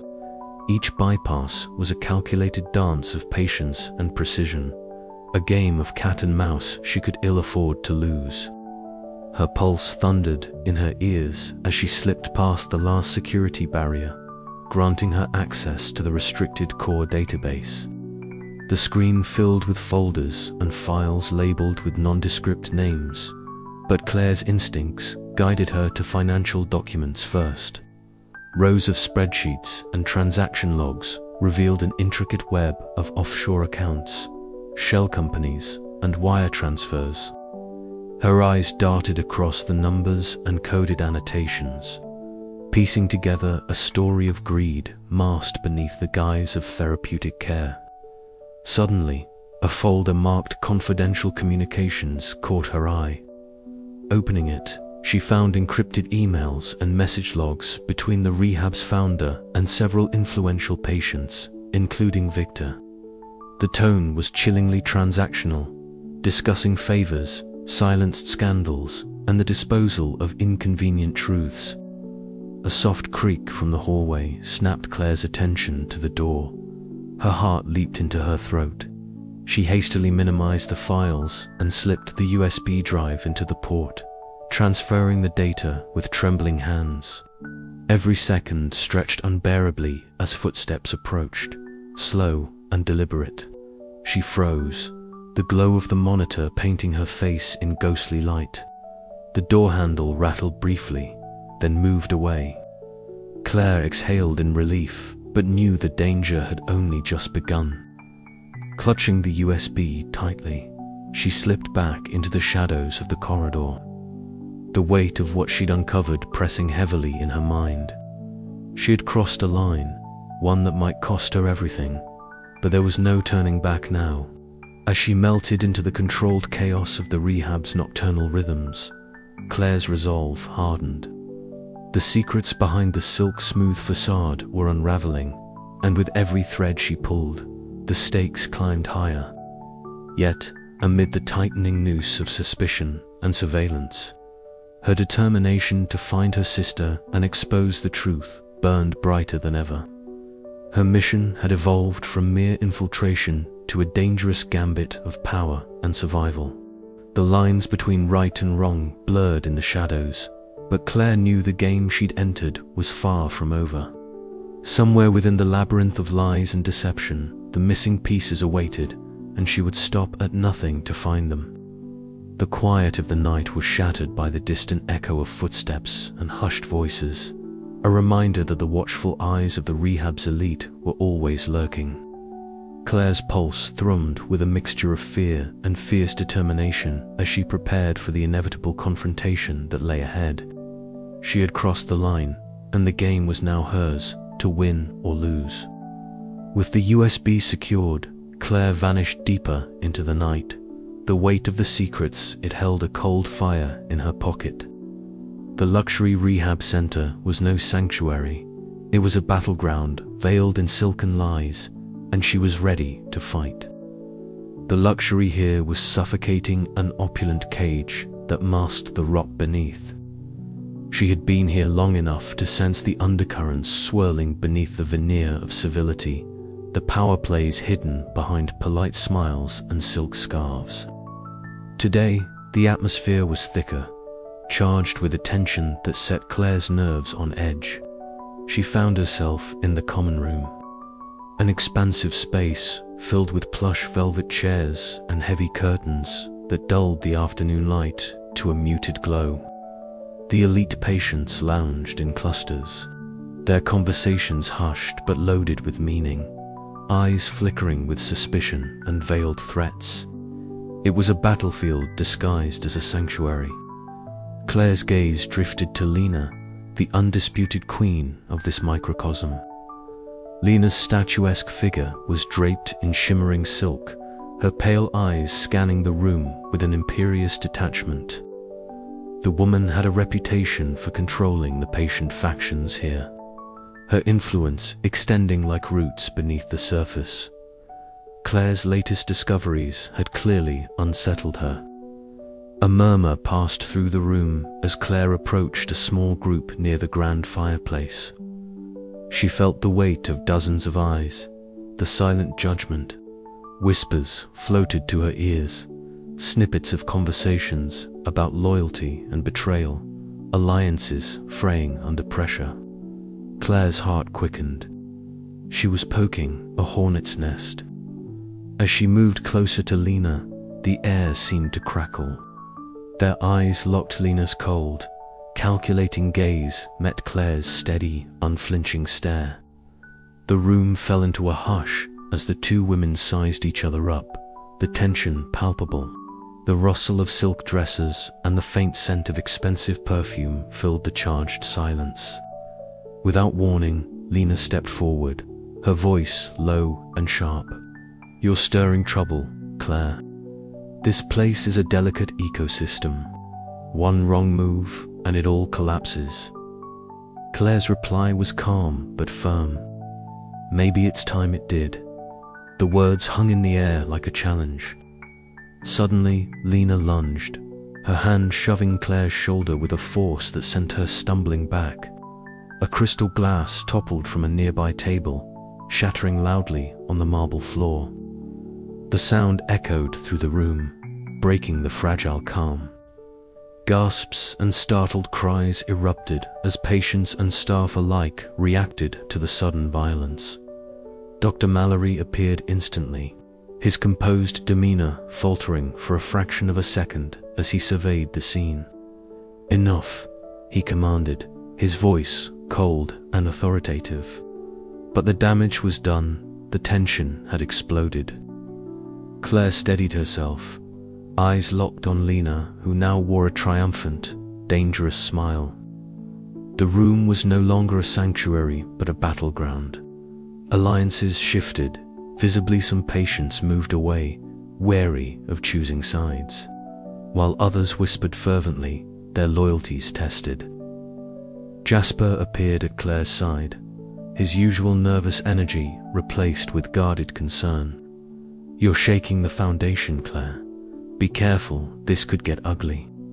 She nodded, the weight of the confrontation settling heavily on her shoulders. This fracture in the rehab's delicate order was both a risk and an opportunity. The chaos that followed would either expose the truth she sought or bury her deeper in the shadows. Retreating to a shadowed corner, Claire's breath came in shallow bursts. The room buzzed with whispered speculations and pointed glances. Trust was a luxury she could no longer afford. Every fractured alliance and whispered betrayal tightened the noose, but also illuminated the path she must take. Her mind raced. How far could she push before the walls closed in? Who could she rely on when everyone had secrets to hide? The stakes had never been higher, and the fractures within the rehab were only beginning to show. Claire's fingers curled into a fist. This was just the beginning. The controlled chaos beneath the silk would soon erupt, fully, and she had to be ready to survive it. The sun had slipped beneath the horizon, leaving a bruised purple sky that clung to the edges of the heavy clouds. She slipped past the manicured gardens, where manicured hedges gave way to a neglected corner. A forgotten patch of wilderness where the scent of wilted roses mixed with the sharp tang of earth and decay. There, nestled between the gnarled roots of an ancient oak, stood a small, weathered shed, its paint peeling like old skin and its door hanging slightly askew. Claire's heart pounded as she reached out, fingers brushing against the rough wood, the chill of the evening air crawling beneath her sleeves. With a soft creak, the door gave way, revealing darkness pierced by the fading light filtering through a cracked window. Inside, dust motes danced in the stale air, settling over forgotten tools and broken flower pots. Then, catching the glint of silver beneath a pile of dried leaves, Claire's eyes locked onto the delicate bracelet she had seen on Elena's wrist in old photographs. The thin chain was twisted and tangled, but the charmer tiny crescent moon was unmistakable. She held it up, the cool metal pressing into her palm, and a surge of hope coursed through her veins. This was no mere coincidence. Elena had been here. Maybe she still was. The weight of the bracelet in her hand was heavier than metal alone. It was a tangible link to the sister she thought she'd lost forever. A link to the secrets buried beneath the rehab's silk-smooth facade. Later, Claire found herself in the dim glow of the therapy room where Dr. Langston held court with clinical precision. The overhead light hummed quietly, its pulse steady as a metronome, matching the tension coiled in the room. Claire's voice was steady, carefully measured, as she asked questions that danced along the edges of truth, probing for anything that might betray the institution's carefully guarded secrets. Dr. Langston's gaze was impenetrable, his words polite yet evasive. He spoke of patient confidentiality, of progress, of setbacks, but never directly of Alina. Claire felt the walls closing in. The doctor was a gatekeeper, and she needed to find a way past him. Dinner in the grand dining hall was always a performance. The clink of fine china, the murmur of genteel conversation, the faint scent of jasmine from the floral arrangements. Claire sat near Mara, whose cold blue eyes never left her for long. There was a wordless tension between them, a dance of suspicion and reluctant alliance. Mara's silk scarves rustled softly as she shifted in her chair, eyes narrowing. "You're stirring the waters, Claire," Mara whispered later, voice barely audible. "Be careful what surfaces." Claire nodded, her mind racing. If Mara knew more, she had to tread lightly. Back in her room, the silk curtains filtered the moonlight into pale bands across the floor. Claire sat on the edge of her bed, Elena's bracelet clasped tightly in her fingers. The cold metal was a stark contrast to the warmth of her memories, the laughter, the fights, the fragile bond that had sustained them both. But beneath that warmth lurked the shadow of loss, and the creeping fear that the rehab held more than just broken souls. She was closer now, closer to the truth, and closer to danger. Claire's pulse quickened. Somewhere in this gilded cage, her sister's shadow moved, and Claire was determined to follow it, wherever it led. The night deepened, swallowing the rehab in quiet darkness, but Claire's resolve burned brighter than ever. The game had changed. The sister's shadow was no longer just a ghost of the past, it was a beacon, pulling her into the heart of the labyrinth, and Claire was ready to confront whatever lay at its center. Claire stepped out of the main building, her footsteps light against the polished stone of the secluded garden courtyard. The scent of jasmine hung heavy in the air, mingling with the faint hum of distant traffic. It was here, far from the prying eyes of staff and patients, that she was to meet Evelyn Shaw, a woman rumored to possess knowledge that could shift the delicate balance of power within the rehab. Claire's heart thrummed beneath the practiced calm she wore like armor. She scanned the shadows, spotting a slender figure leaning against a wrought iron bench, the faint gleam of platinum hair catching what little moonlight filtered through the canopy. Evelyn's eyes, sharp and wary, met Claire's with a flicker of recognition and calculation. "You're late," Evelyn said, voice low but edged with impatience. "Traffic," Claire replied smoothly, masking the tension tightening her chest. They studied each other, two predators circling beneath the silk veil of civility that cloaked their surroundings. Evelyn's scarred face softened into a sardonic smile. "You don't look like the usual desperate types here." "I'm not," Claire answered, stepping closer. "I'm looking for answers." Evelyn's gaze sharpened. "Answers come at a price." Inside the rehab's sterile library the next afternoon, Claire found herself surrounded by the cold scent of leather-bound books and the harsh glow of fluorescent lights. Evelyn sat across from her, fingers drumming on the polished oak table, her expression unreadable. "I want to help you," Evelyn began, voice a whisper that barely disturbed the silence. "But I'm not charity. I need protection and influence." Claire weighed the offer carefully. Aligning with Evelyn could open doors, but also expose her to unpredictable risks. Still, The alternative was to remain adrift in a sea of secrets with no anchor. "We have a deal," Claire said finally, sealing an alliance born from necessity rather than trust. That night, lying in her plush room, Claire stared at the swirling shadows cast by the city skyline on the silk curtains. The silence pressed against her, echoing with the weight of the choices she had made. She knew Evelyn's price was steep, and the stakes higher than ever. Yet, buried beneath her doubts was a sliver of hope, a chance to find her sister, and perhaps to unravel the twisted web of control woven through the rehab. Days later, in the echoing vastness of the underground parking garage, the two women met again. The distant roar of engines and the echo of their footsteps heightened the urgency of their clandestine conversation. "I have it," Evelyn whispered, sliding a small USB drive across the hood of a sleek black car. "But once you open this door, there's no turning back." Claire's fingers closed around the device, the cold metal a stark contrast to the heat rising in her chest. "I'm ready," she said, voice steady despite the storm inside. In that moment, the fragile alliance between them crystallized, a precarious bridge over a chasm of secrets, lies, and danger. The game was changing, and Claire was no longer playing to blend in. She was playing to win.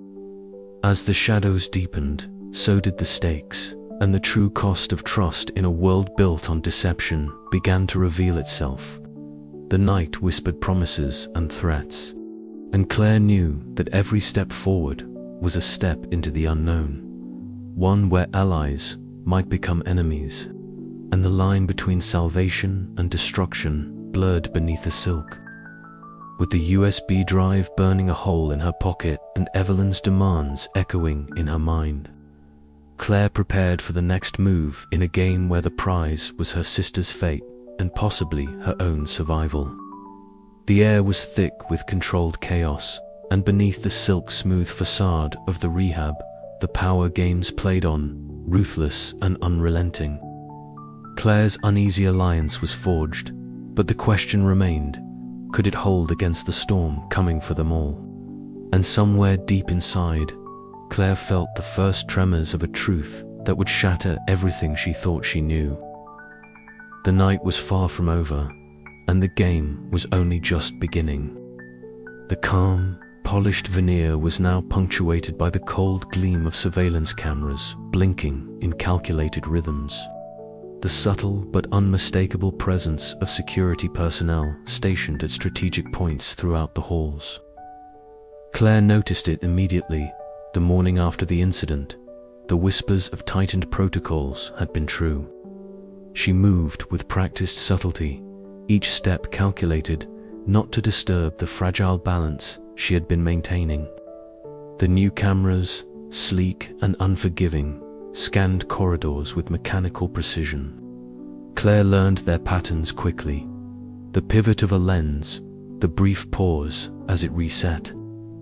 She timed her movements accordingly, slipping through shadows and ducking behind ornate pillars draped in cascading silk curtains that fluttered faintly in the recycled air. The faint hum of the air conditioning mingled with the distant murmur of early risers, setting a background that both comforted and unnerved. Dr. Harrow's presence seemed to loom over the facility more heavily now, his gaze sharper, his questions more probing during therapy sessions. Claire felt the weight of his scrutiny like an invisible tether, reminding her that any falter in her facade could unravel everything. But it wasn't just the staff. The other patients had shifted too. The social landscape was charged with suspicion, every whispered conversation and sideways glance a potential threat. In the common lounge, Claire found a moment of reprieve. The room was softly lit, sunlight filtering through floor-to-ceiling windows that framed manicured gardens beyond. Classical music played low, its strings weaving a fragile sense of normalcy. Lena was there, perched on the edge of a velvet sofa, eyes sharp beneath her carefully arranged hair. Their previous interactions had been tentative, but necessity had forged a fragile alliance.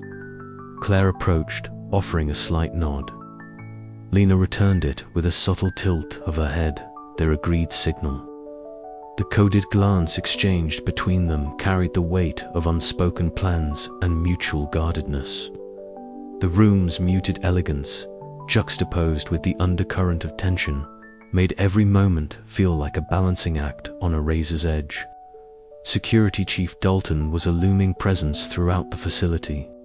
His broad frame and stern expression cut a figure of unyielding authority. Claire caught the sound of his boots, heavy, deliberate, echoing down the hallways. His gaze swept the patients and staff alike, stopping briefly on faces that betrayed even the slightest nervous twitch. Dalton wasn't just a man in uniform. He was a reminder of the iron grip the rehab center held over its inhabitants. One afternoon, as Claire traced the perimeter near the restricted wing, a sudden flicker of the overhead lights plunged part of the hallway into shadow. The emergency alarms blared, piercing the serene atmosphere with a shrill urgency. Heart pounding, Claire melted into the darkness, her breath shallow. The chaos was both a curse and a blessing, the perfect cover to slip past tightened security checkpoints. She moved quickly, guided by memorized layouts and the soft padding of her shoes against the cool marble floor. Every sense was heightened, the distant bark of a guard's command, the static buzz of a walkie-talkie, the faint scent of antiseptic mingling with expensive cologne. The moment stretched taut, seconds feeling like minutes, until the power returned and the alarms ceased. Claire had crossed into forbidden territory. Inside, the air was cooler, tinged with the faint chemical scent of cleaning agents and old secrets. She found a small alcove, concealed behind a tapestry depicting an idyllic countryside scene. Pulling out a worn notebook, she jotted down notes: the new security schedule, shift changes, camera blind spots. Each piece was a thread pulling her closer to the center's hidden truths. But the risks were mounting. The tightened surveillance meant one misstep could expose her. To counter this, Claire and Lena devised subtle distractions, whispered rumors sown among patients, staged arguments, the occasional misplaced item triggering security checks away from Claire's path. It was a dangerous game of misdirection, one that required constant vigilance and nerves of steel. During one of the therapy group sessions, Dr. Harrow's piercing gaze settled on Claire longer than usual. She felt the invisible weight of his suspicion, but managed to deflect with rehearsed vulnerability. The room hummed with forced calm as patients shared rehearsed confessions, the undercurrent of mistrust simmering beneath polite nods and measured words.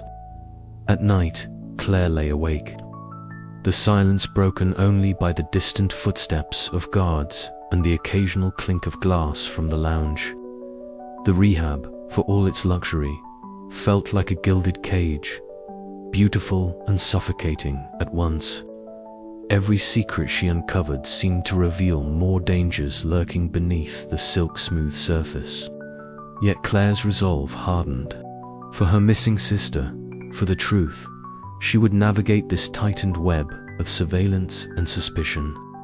She would become a ghost slipping through shadows, a master of evasion in a place designed to control every movement.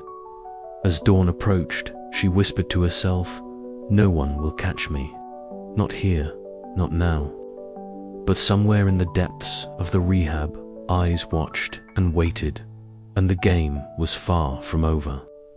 The silence shattered again, footsteps approaching. Claire's breath caught. The hunt was intensifying, and she was the prey.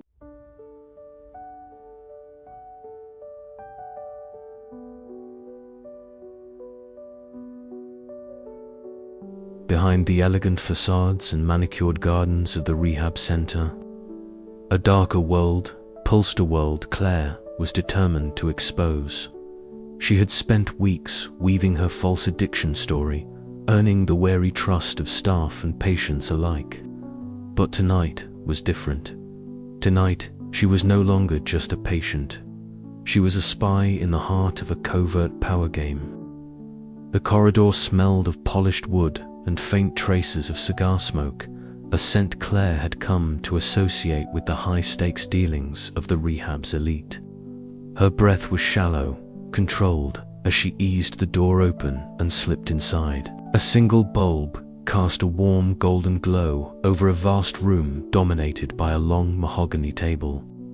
Around it sat the most influential residents, magnates, socialites, and shadowy operators who shaped the rehab's invisible hierarchy. Victor Langley, the tech mogul whose fortune was whispered to fund much of the rehab's operations, stood at the head of the table. His silver-streaked hair caught the light as he leaned forward, a predatory grin curling his lips. Beside him, Sasha Delacroix radiated confidence, her laughter like the chime of crystal glasses, masking the ruthless ambition beneath. Dr. Evelyn Hargrove maintained her usual austere composure, though her eyes betrayed a flicker of something darker as they scanned the room. Marcus Reed sat quietly, his presence like a coiled spring, ready to strike. Claire's gaze darted between them, noting the subtle power plays, the exchange of knowing glances, the slight shifts in posture, the carefully measured words. The rehab's luxurious veneer was a mask for manipulation and control. With these players pulling strings behind the scenes, Victor's booming laugh cut through the low murmur, his fingers drumming a slow rhythm on the polished table. "We control the narrative," he declared, voice rich with certainty. "Our investments ensure the center's success financially and politically. Patient outcomes are just data points, tools to be shaped." A chill ran down Claire's spine. This wasn't about healing, it was about profit and power.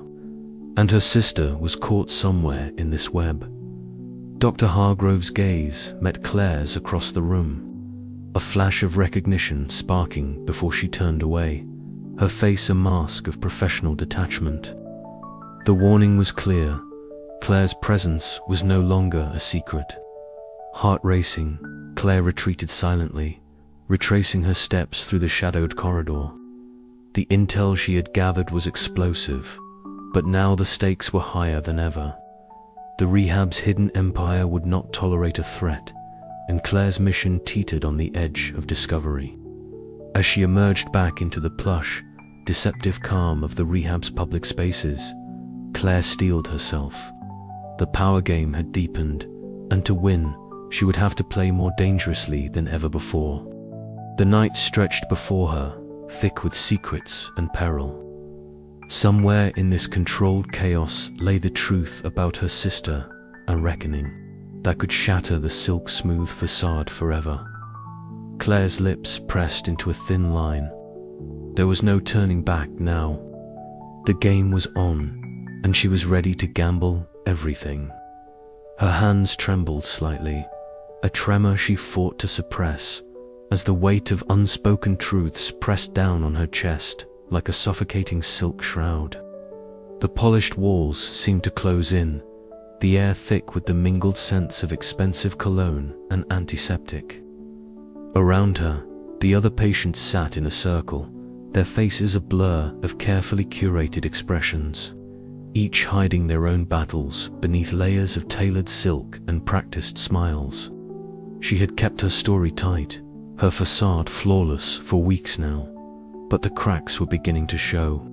The exhaustion gnawed at her edges, the constant vigilance demanded by her double life eroding the boundaries between the act and the woman beneath.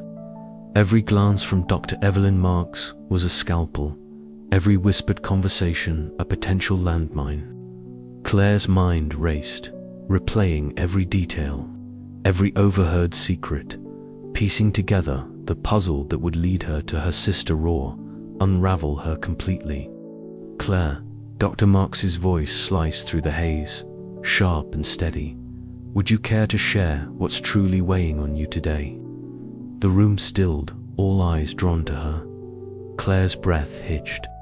She forced herself upright, meeting the gaze of the woman who had become both her tormentor and unwitting ally. "I'm trying," Claire said, voice barely above a whisper, "but sometimes it feels like I'm drowning in silence." A murmur of understanding, or perhaps skepticism, rippled through the group. James Harrow shifted uneasily beside her, his usual confident mask faltering. "Silence can be the loudest noise," he remarked, his tone low but carrying weight. "Especially here." Claire nodded, grateful for the rare moment of solidarity but wary of the fragile alliances that could shatter at a whisper. The sessions spiraled into a maelstrom of confessions and accusations. The controlled chaos beneath the rehab's polished veneer laid bare. Claire's defenses, once steel-clad, began to crumble as memories and fears cascaded in torrents. Later that night, the solitude of her room offered no refuge. The hum of the building's security systems was a constant reminder of the cages they all inhabited. She pressed her palms to her temples, willing the relentless pounding behind her eyes to subside. A soft knock startled her. Myra slipped inside, eyes wide with concern. "You don't have to carry this alone," she whispered. Claire forced a smile, but the fissures in their fragile trust deepened. "Sometimes," Claire murmured, "the weight isn't meant to be shared." As dawn crept through the curtains, Claire wandered the manicured gardens, the cold air biting into her skin, grounding her in the present. The manicured hedges and pristine pathways seemed surreal, a stark contrast to the turmoil within. She questioned her reality, the lines between truth and deception blurring with every breath. The breaking point was near, and Claire knew that every step forward risked losing herself and the mission that had consumed her. But giving up was not an option. Not yet.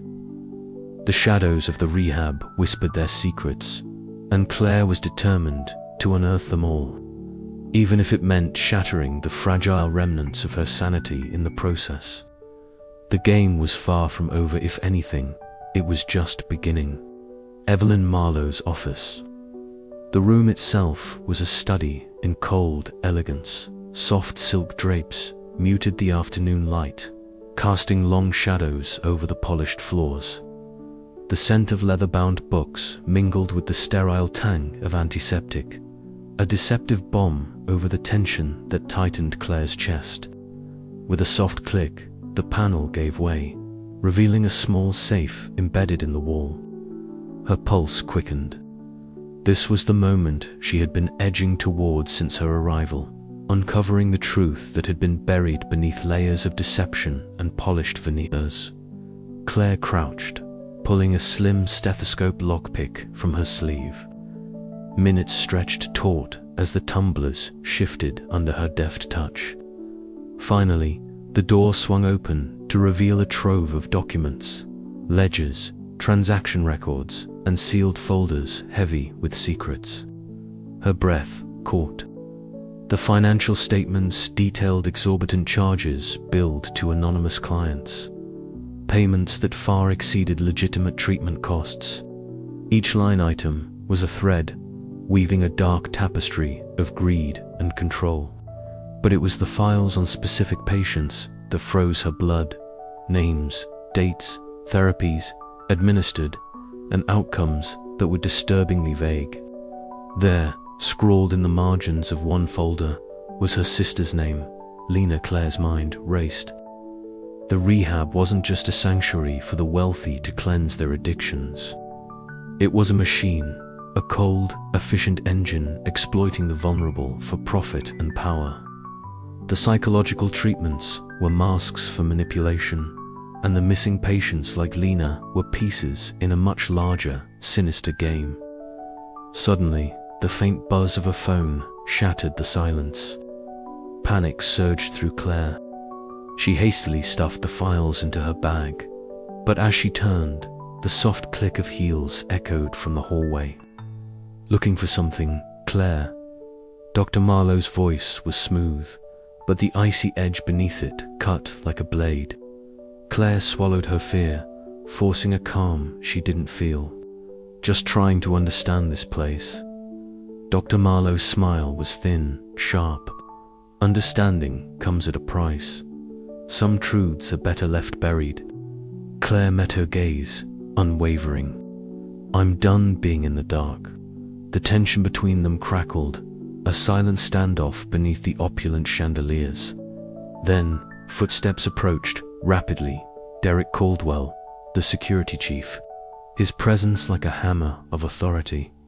"Dr. Marlowe, there's been a breach in the restricted wing," he reported curtly. Marlowe's eyes flicked to Claire, calculating. "Seems the game's accelerating." Later, in the privacy of her room, Claire sifted through the files once more. A small velvet pouch slipped from between the papers, spilling its contents onto the bedspread. Among the scattered trinkets lay a delicate bracelet, a slender band of silver etched with tiny, intricate patterns. Her breath hitched. It was Lena's. Memories flooded back, childhood afternoons spent in sunlit gardens, laughter echoing through the air, promises whispered beneath the stars. The bracelet was a lifeline, a tangible connection in the shadowed maze of lies. But hope was a fragile thing here, easily shattered by the cold reality of the Rahab's cruelty. Claire knew the stakes had never been higher. The walls were closing in, and the forces guarding their secrets would stop at nothing to keep her silent.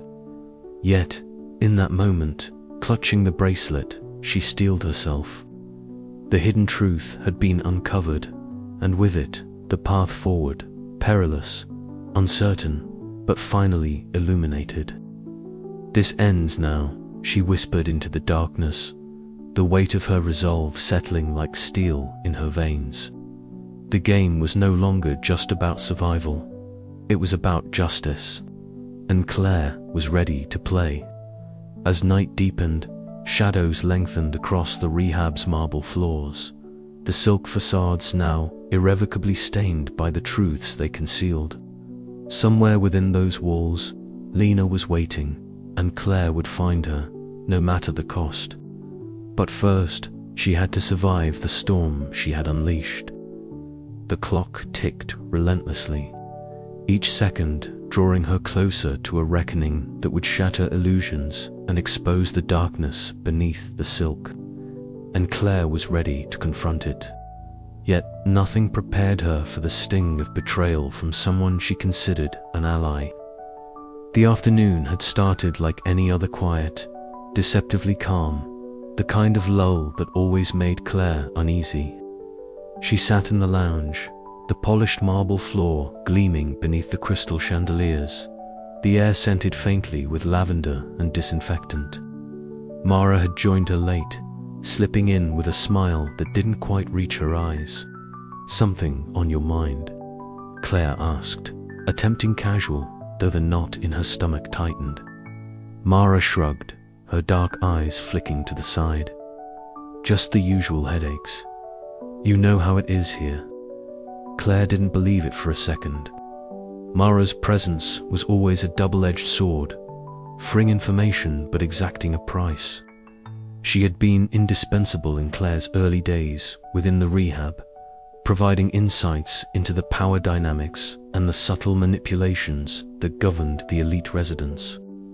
But lately, Mara had seemed distant, distracted. The moment came unexpectedly.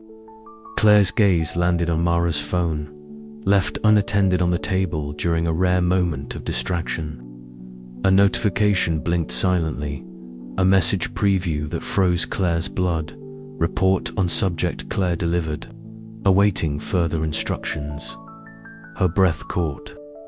The message was unmistakable. Mara was feeding information to the rehab authorities, betraying Claire's trust.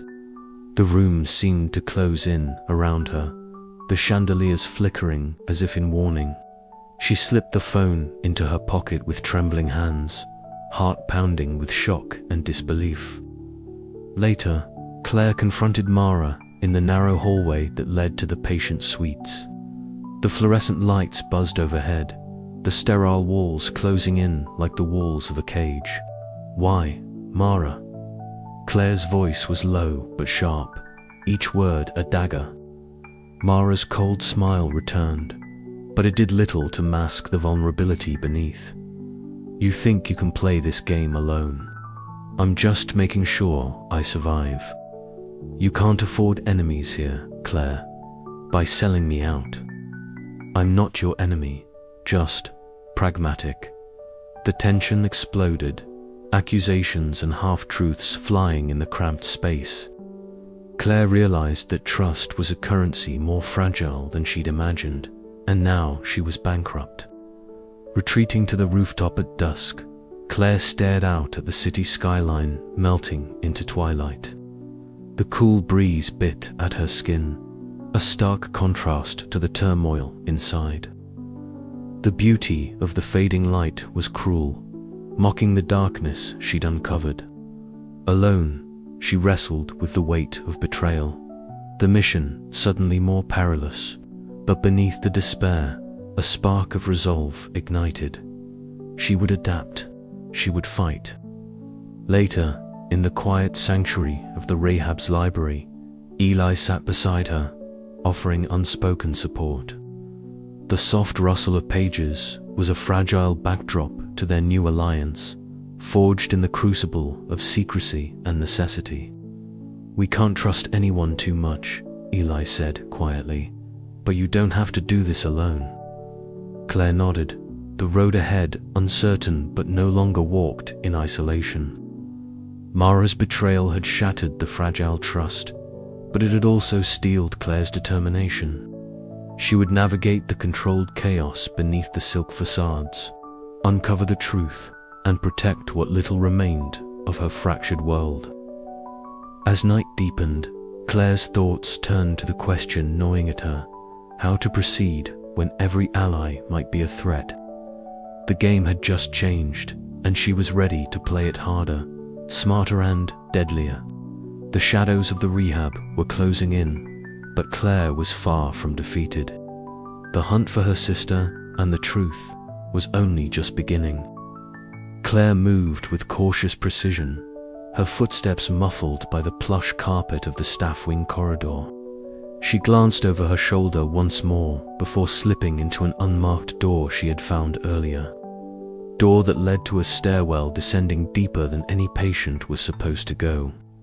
A flickering emergency light cast jagged shadows against the cold stone walls of the stairwell. The air was damp and smelled faintly of mold mixed with antiseptic, a stark contrast to the scented candles and silk curtains that adorned the patient wings above. Claire's pulse quickened, each step downward, amplifying the weight of the unknown pressing in around her. From somewhere above, indistinct voices murmured, their tone low and urgent. She held her breath, pressing her back against the wall, listening. The muffled sound of footsteps echoed on the floor above, sending a jolt of panic through her. But she pushed forward, driven by an urgency that left no room for hesitation. At the bottom of the stairwell, a heavy metal door awaited, its surface scuffed and unadorned. Using the stolen keycard she had acquired from Lena's desk, Claire swiped it with trembling fingers. The lock clicked open, and she eased the door inward to reveal a sprawling basement room buzzing with low, mechanical hums. Rows of filing cabinets lined one side, their drawers stuffed with yellowed folders and manila envelopes.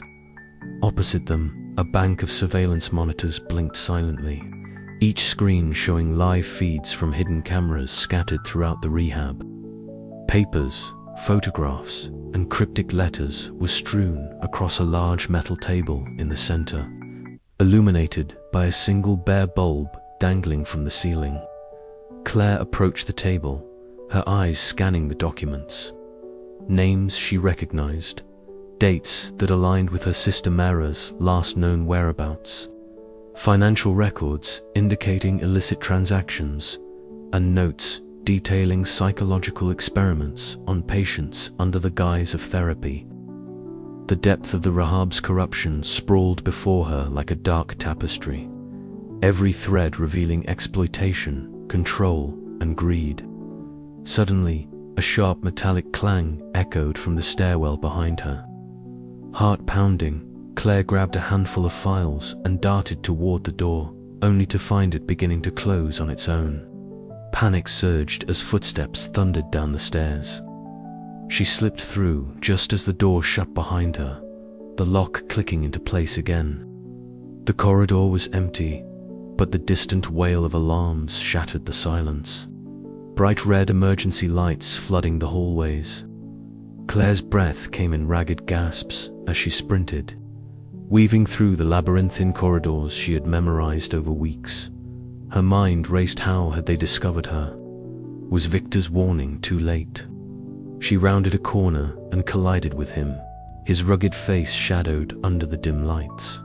"They're on to you," Victor hissed, eyes scanning the hallway. "You need to get out, now." Claire nodded, swallowing her fear. "What about my sister?" "We don't have time," he replied, pulling her toward a service exit. "But there's more to find. We'll get her. We have to." Together, they slipped into the night, the opulent rehab behind them, a fortress of secrets and lies. But Claire's resolve burned brighter than ever. She had descended into the depths of darkness, and now there was no turning back. The truth and her sister were somewhere in the shadows of this controlled chaos, and she would find them no matter the cost. As the sirens faded into the distance, Claire took a steadying breath. The descent had only just begun, and the stakes were higher than she could have imagined.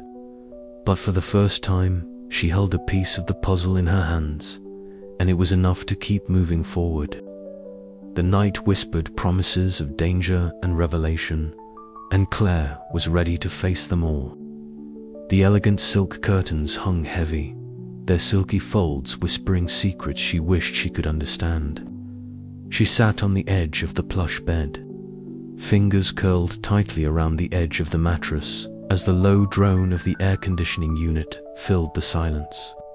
Her eyes darted to the corner where shadows gathered, darkening as the evening light waned. A faint murmur rose, barely audible at first, a susurration of voices that seemed to seep from the walls themselves. Claire blinked hard, trying to shake the growing unease that coiled within her.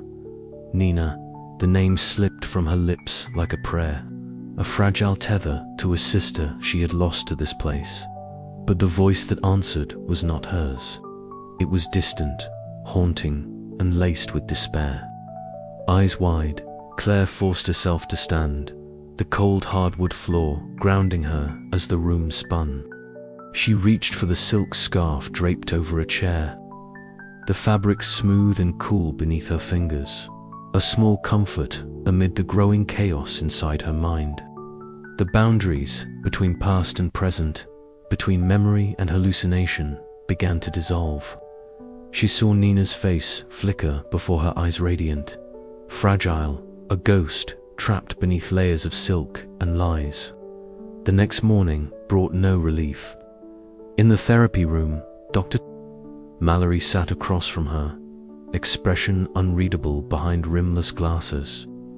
The polished oak table between them gleamed under the soft lighting, a barrier as much as a surface for dialogue. Claire Mallory's voice was even clinical, and somehow sharper than the sterile instruments that lined the shelves. "Your progress is concerning. Your emotional responses are inconsistent with your reported experiences." Claire's hands trembled beneath the table, fingers curling into fists as she fought to maintain her composure. "I'm dealing with a lot," she managed to say, her voice barely above a whisper. Mallory's gaze held her steady, unblinking. "This isn't just about addiction, is it?" A flicker of defiance sparked within Claire. "I'm here for treatment," she said, voice firmer now. Isn't that what matters? But the seed of doubt had been planted, and Claire knew the walls were closing in. Later, as twilight bled through the expansive windows, Claire wandered the rehab's corridors. The thick carpet swallowed the sound of her heels, leaving her footsteps eerily muted. Laughter echoed distantly, some light, some bitter snippets of hushed arguments floated like ghosts in the air. The luxury surrounding her was a mask, a silken veil hiding the turmoil beneath. She pressed her back against the cool wall, inhaling the faint scent of expensive perfume mixed with antiseptic. Her mind spun tales from the fragments she gathered, each step deepening her paranoia. The line between ally and enemy blurred in the half-light, and Claire felt every shadow watching. A sudden voice broke the silence. "You're pushing too hard."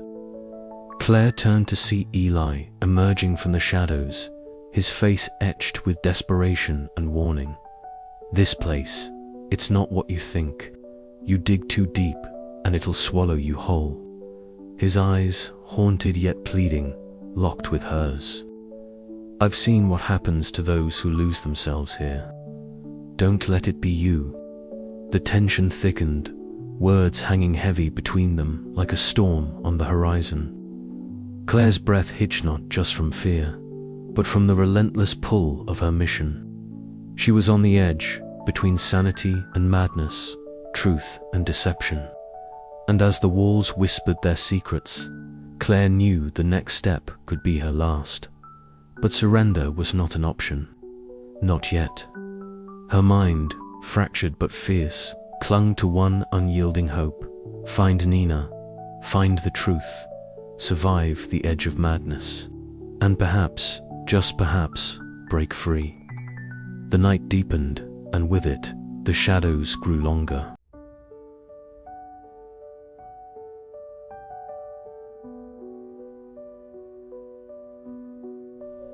The door slammed open with an abruptness that shattered the fragile calm like a gunshot.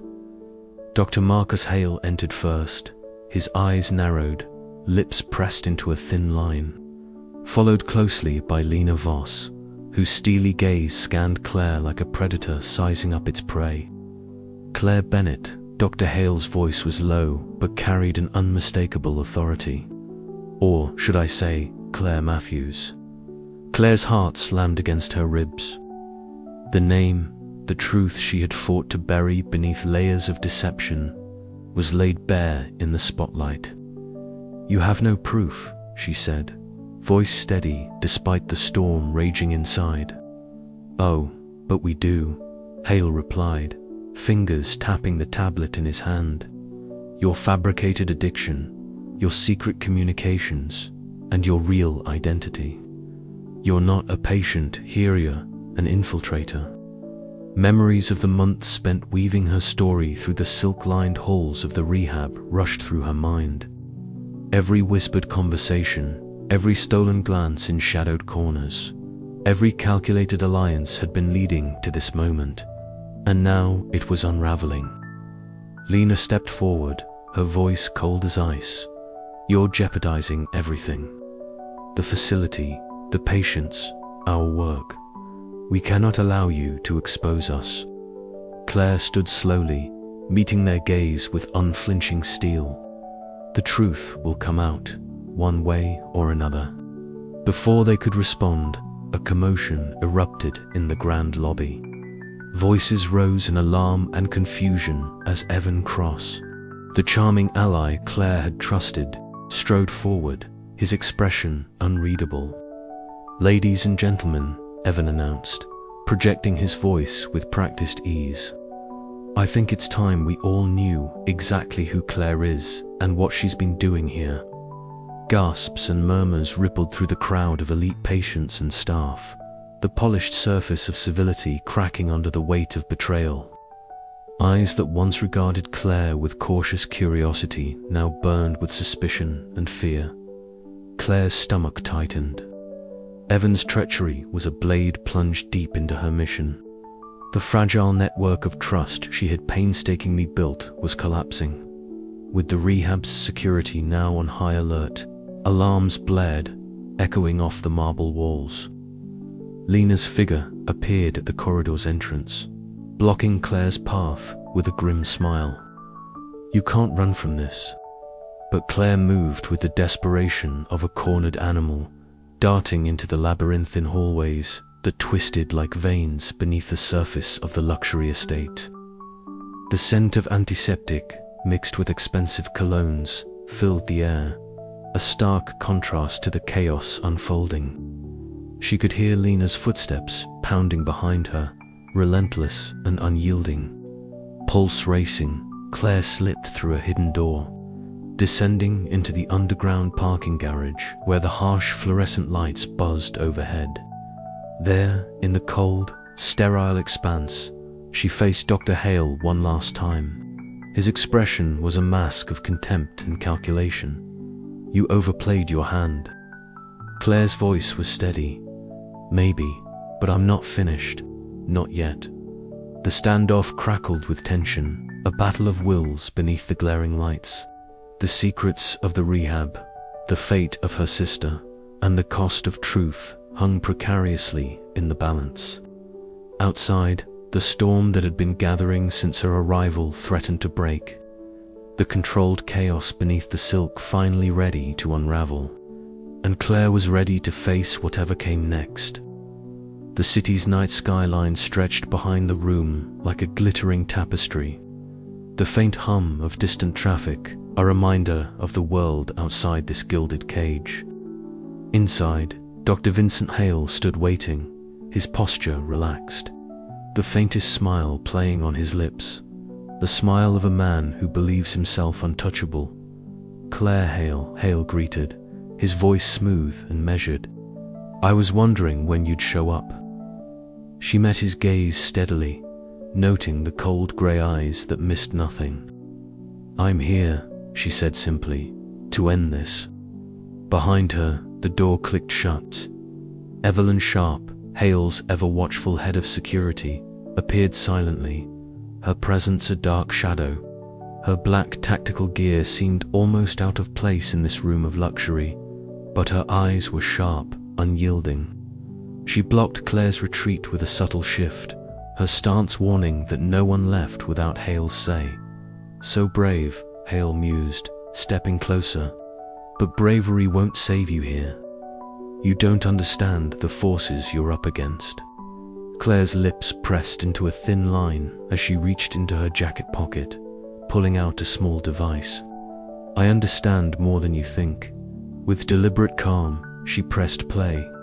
The room filled with Hale's voice, recorded during a secret meeting she had infiltrated weeks before. His words spilled out, cold and unguarded, confessing the exploitation of patients, the manipulation for profit, the calculated cruelty masked by velvet words and luxury. Evelyn's eyes flickered with unease, but she remained silent. Marcus Lyle, the influential patient who had once wielded power like a king within these walls, stood rigid, his confident smile vanishing as the recording laid bare their dark empire. Hale's expression twisted from calm to fury, his facade cracking under the weight of his own revelations. "You think this changes anything?" he snarled. "You're nothing but a trespasser." "I'm the reckoning," Claire replied steadily, "and it's over." The tension in the room was palpable. A taut wire stretched to its breaking point.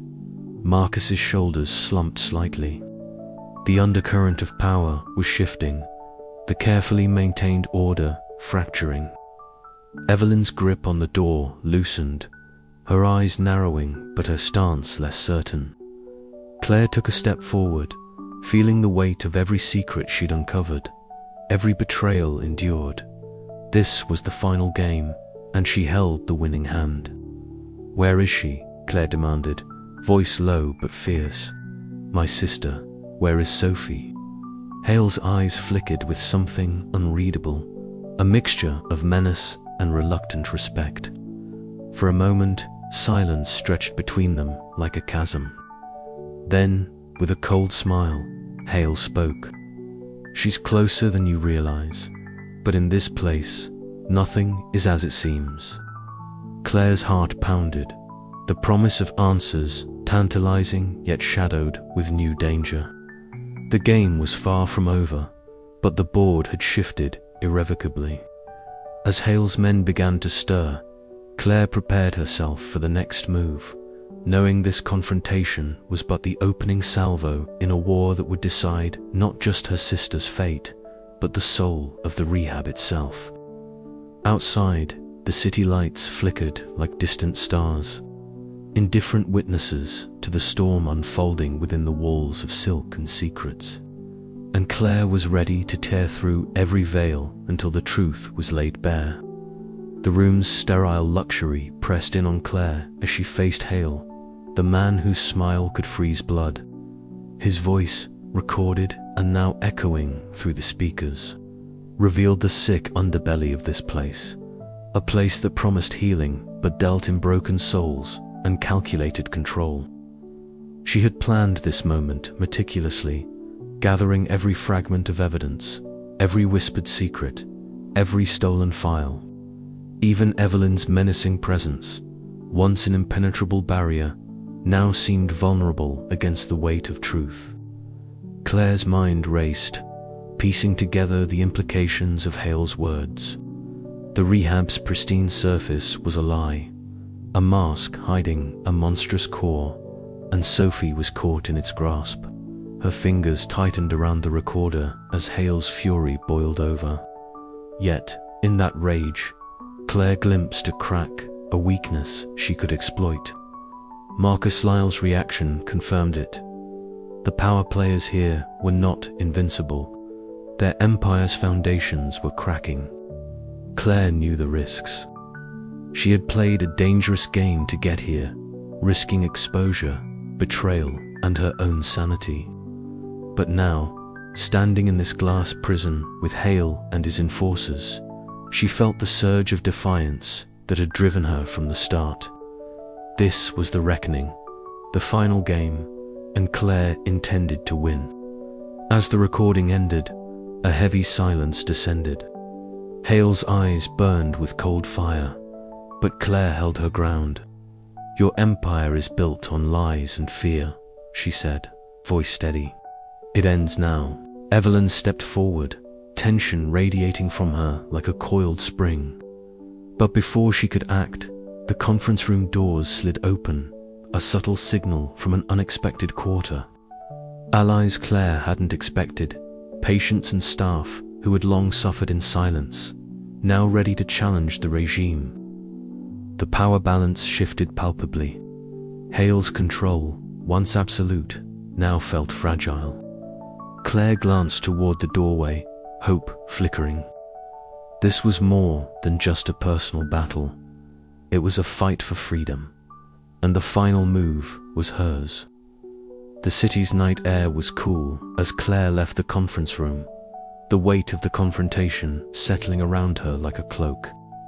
The path ahead was uncertain, fraught with danger and deception, but she carried with her the truth, a weapon sharper than any blade. And somewhere, hidden in the shadows of the rehab's silk-draped halls, Sophie awaited. Claire's resolve hardened. The final game had begun. The stakes were life and death, and she would not lose. Marcus Vale's private office, a place she had only glimpsed from afar until now. The room was a study in cold elegance. Dark wood panels lined the walls, and the faint scent of cigar smoke lingered in the air, mingling with the subtle aroma of aged leather. Floor-to-ceiling windows framed a panoramic view of the city, a sea of twinkling lights beneath a velvet night sky. But the beauty outside felt like a cruel contrast to the storm raging within. Dr. Vale sat behind the massive mahogany desk, his fingers steepled beneath his chin, his gaze sharp and unyielding. The man exuded a kind of ruthless calm, the kind that unnerved even the most composed. "You've been quite the puzzle, Claire," he began, his voice smooth, almost hypnotic, pretending to be someone you're not, digging where you shouldn't. Claire met his eyes, steady despite the flood of emotions threatening to betray her. "Where is she?" she demanded. "My sister, Alina." A shadow flickered across Vale's face, replaced quickly by a thin smile. "Alina, she's part of a far bigger game than you understand. This place isn't just a sanctuary, it's a chessboard, and your sister, she's a piece we hold close." Claire's breath caught. So many nights of searching, so many whispered rumors, and now the truth was laid bare. Alina had been here all along, hidden not for her recovery, but as leverage. Why? Claire's voice was barely a whisper. "Power," Vale said simply. "Control." The door clicked softly behind her. Claire turned to see Damien step in, his presence commanding attention even in this charged atmosphere. His face was unreadable, but his eyes flickered with something like respect, or was it calculation? "You want answers," Damien said, voice low, "but answers come at a price." Claire weighed her options. She needed allies, even if they came from the shadows. Later, in the rehab's underground lounge, the air thick with smoke and whispered secrets, Claire and Damien sat opposite each other, the tension palpable. "Dr. Vale's empire is built on silence and fear," Damien confided. "If we expose him, the whole structure collapses. But he's watching, always watching." Claire nodded, the weight of the alliance settling on her shoulders. Trust was a luxury she couldn't afford.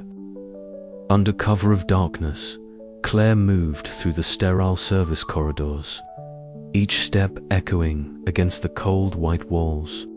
The distant hum of the facility was a constant reminder of the surveillance she had to outwit. Every shadow felt like a threat, every sound a potential alarm. Finally, she reached the door to a small room locked, guarded, but no match for the information Damien had provided. Her heart pounded as she peered through the frosted glass.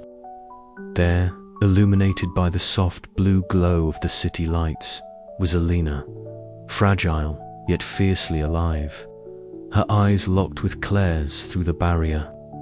A silent exchange passed between them, hope, fear, promises unspoken.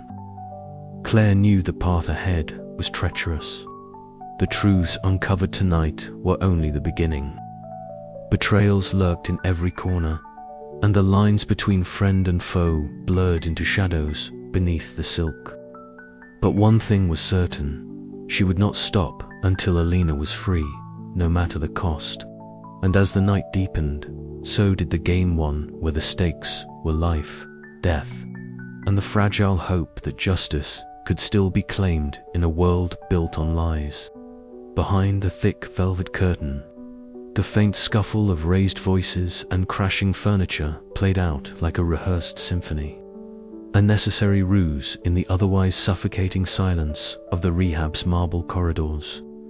She exhaled slowly, forcing herself to stay calm as the seconds crawled toward the appointed moment. The plan had been months in the making, each step choreographed with painstaking precision. Victor had supplied the insider knowledge, secret passages, blind spots in surveillance, and the timing of security patrols.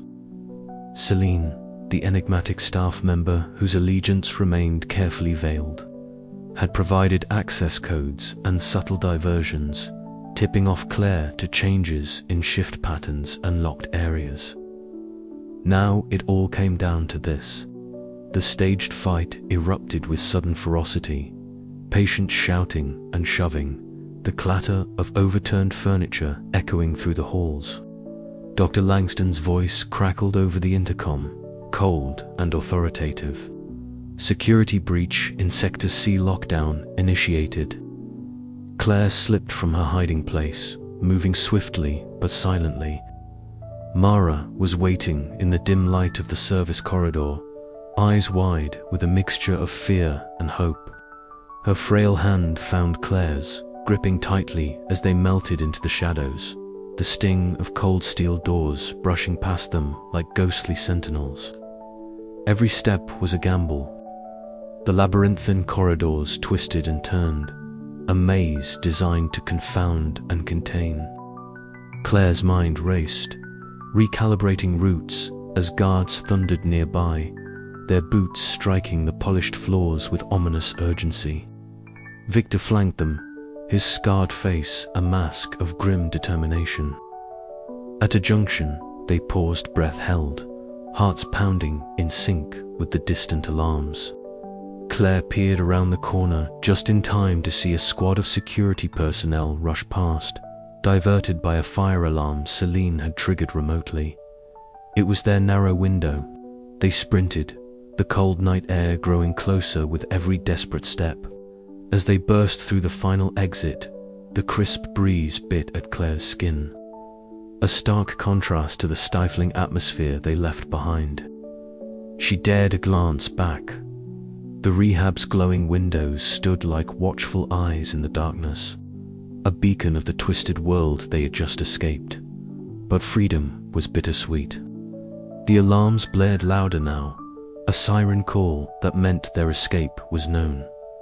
The battle was far from over. Claire's mind flickered with what lay ahead: exposure, retaliation, and the fragile hope that the truth they carried would shatter the silk-smooth lies once and for all. For now, though they ran, the night swallowed their footprints, the controlled chaos of the rehab replaced by the raw, uncertain wilderness beyond. And in that moment, Claire felt the heavy weight of the journey ahead, the thin line between salvation and destruction stretching out before them, dark and endless.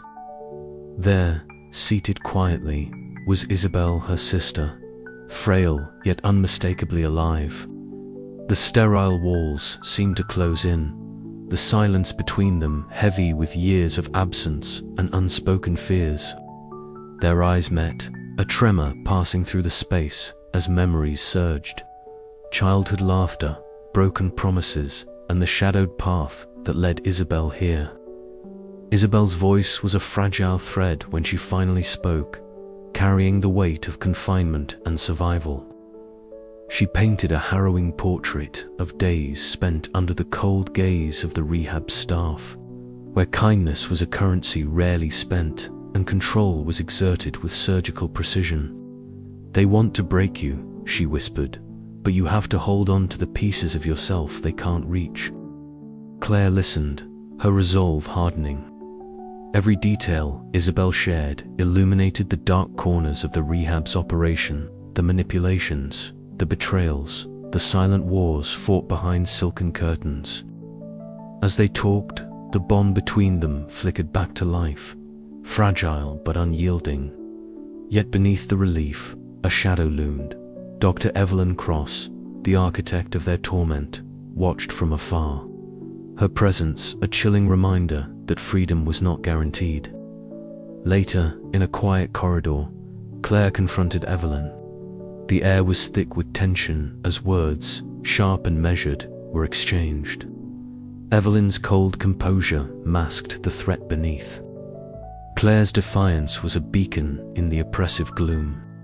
This confrontation cracked the facade of control, exposing fissures that could be exploited, but only if the sisters remained united.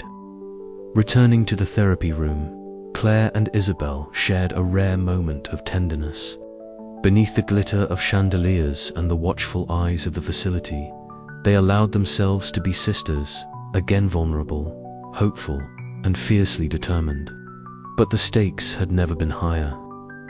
Their reunion was a spark in the dark, a fragile light against the engulfing shadows. As the chapter closes, Claire's mind races with plans and risks. The path ahead is fraught with danger, but with Isabel by her side, the fight for freedom has new meaning. In this world where power games rage beneath a silk veneer, blood ties may be the strongest bond of all. The faint hum of the fluorescent lights buzzed overhead, a constant reminder of the clinical coldness she had escaped, yet was now trapped within another kind of confinement. Across the room, Emma lay pale and fragile on the hospital bed, her eyes closed, but lashes fluttering like the wings of a wounded bird. It had been hours since they had been reunited, oars filled with an agonizing mix of relief and dread. Their reunion had been nothing like Claire imagined. Instead of tears and laughter, there was a cautious tenderness, a hesitance born from years of separation and the invisible scars carved by the rehab's merciless grip. Emma's fingers trembled as Claire reached out, brushing a stray lock of hair from her sister's forehead. The touch was electric but fragile, as though either might pull away at any moment. "I thought I'd lost you," Claire whispered, her voice cracking. Emma's eyes opened slowly, haunted and glassy, yet something flickered deep within them, flicker of hope. "You found me," she replied, voice barely audible but steady. Outside the hospital walls, the world was shifting. Detective Harper paced the cramped office where he'd been working tirelessly to piece together the puzzle. The walls were plastered with photos, documents, and maps each, a thread in the tapestry of corruption and cruelty that defined the rehab. "They thought they could bury it all," Harper said, voice low and grim as Claire entered. "But they underestimated you." Claire nodded, exhaustion etched into every line of her face. Emma's story is just the beginning. There are others victims who still don't have a voice.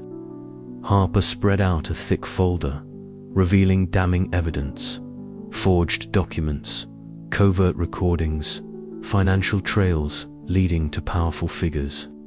The depth of the rehab's rot was staggering. Meanwhile, in a dimly lit apartment miles away, Dr. Lillian Cross sat across from Claire, the flickering candle casting shadows that danced nervously on the peeling wallpaper. Dr. Cross's hands trembled as she recounted the horrors hidden beneath the rehab's luxurious veneer, the psychological manipulations, the silenced screams, the lives broken for profit. "I wanted to speak out," Lillian confessed, eyes darting to the door as if expecting to be caught. "But the fear, it's suffocating. They control everything." Claire reached across the table, gripping Lillian's hand firmly. "We'll expose them, together." The night deepened, and Claire found herself alone again, staring through a rain-streaked window at the blurred city lights. Thunder rumbled softly, echoing the turmoil within her. The path ahead was uncertain, fraught with danger and pain, but beneath it all, a fierce determination burned. She would not let her sister's suffering be in vain. As the first drops of rain slid down the glass, Claire whispered to herself, "This is just the beginning." The struggle to heal and to fight would test them in ways they could not yet imagine. But in the shadow of their trauma, a fragile new bond was forming, one that might just be strong enough to shatter the darkness that had held them captive for so long. Claire's days blurred into a relentless cycle of hospital visits, meetings with Detective Harper, and covert conversations with Dr. Cross. Each step uncovered new layers of deception, but also new dangers. The rehab's influence reached far beyond its gilded walls, and those who sought to protect its secrets were ruthless. Emma's recovery was slow and painful. Nightmares haunted her sleep, and moments of silence were filled with unspoken fears. Yet, in the quiet moments between, the sisters found solace in shared memories and tentative plans for the future. One afternoon, as sunlight filtered through hospital blinds, Emma clasped Claire's hand tightly. "What happens now?" Claire took a deep breath, her gaze steady. "We fight. For you, for me, for everyone they've hurt." The road ahead promised no easy victories, but for the first time in a long while, hope felt tangibly fragile thread weaving through the darkness, pulling them toward a dawn yet to come. Late one evening, as the city slept under a blanket of rain, Claire sat alone in her cramped apartment. The weight of the day's revelations pressed heavily on her chest. Her fingers trembled as she opened a worn journal, the pages filled with notes, names, and fragments of conversations. Her phone buzzed a message from Detective Harper, new lead. Meet at 10. Claire's eyes narrowed with resolve. The fight was far from over, but no matter the cost, she would see it through. Because some truths demanded to be heard, even if the world tried to silence them.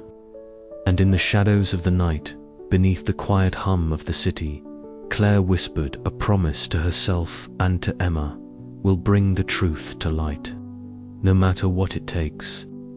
The aftermath of their escape was not just a reckoning with the external forces arrayed against them, but an internal battle with their own fears, pain, and fragile hopes.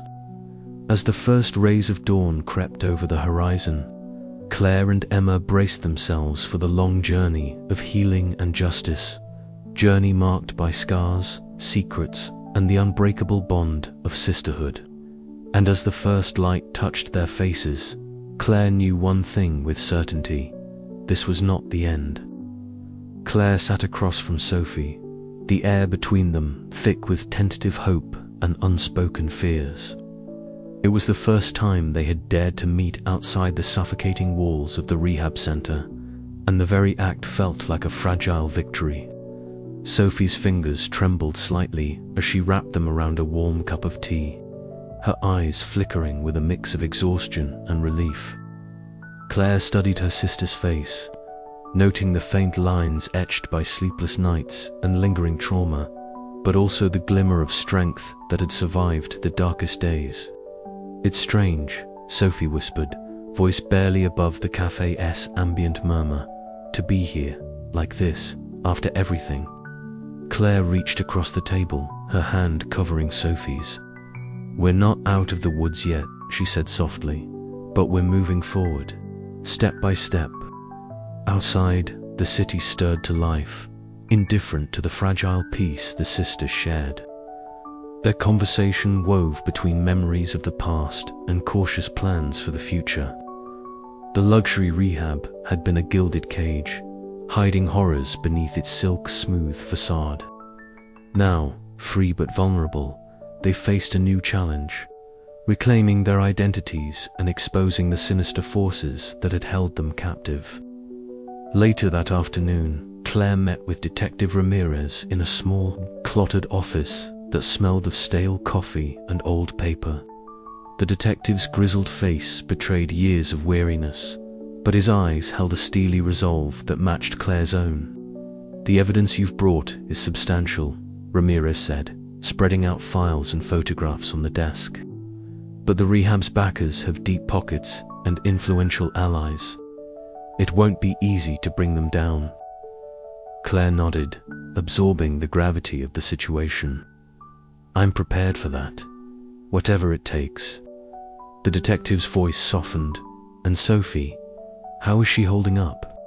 "She's stronger than she lets on," Claire replied. "But the nightmares, they don't stop." As night fell, Sophie awoke, gasping, the remnants of a nightmare clinging to her like a shroud. The room was dark except for the faint glow of city lights filtering through the curtains. Claire was there instantly, her hand warm and steady on Sophie's arm. "It's okay," Claire whispered, soothing. "You're safe now." The bond between them, forged in fire and pain, was their shield against the lingering darkness. But even as they sought solace in each other, the shadows of their past loomed large. In the weeks that followed, Claire and Sophie settled into a modest apartment, their sanctuary from the chaos they'd escaped. Yet freedom was complicated, layered with legal battles, media scrutiny, and the ever-present threat of retribution. Claire spent long hours coordinating with Ramirez, piecing together the complex web of corruption that had ensnared so many. One crisp evening, Claire stepped outside, the cold wind biting at her skin. She inhaled deeply, the sharp air clearing her mind. The The city stretched out before her, a sprawling maze of light and shadow. Her fight was far from over. But with Sophie by her side, she was ready to face whatever came next. Through whispered conversations, quiet tears, and unyielding determination, the sisters began to rebuild. The scars remained, but so did their will to survive. In a world where power games never truly ended, Claire understood that new beginnings were just another battlefield, and she was prepared to fight.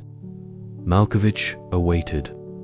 The late morning sun filtered through the towering windows, casting stark patterns of light and shadow across the polished mahogany table. She felt every muscle tighten, her breath steady despite the storm raging inside her. Years of deception, danger, and desperation had led to this moment. Her sister Elise was close now, but so were the consequences of unearthing the dark secrets buried beneath the silk-smooth facade of this gilded cage. Dr.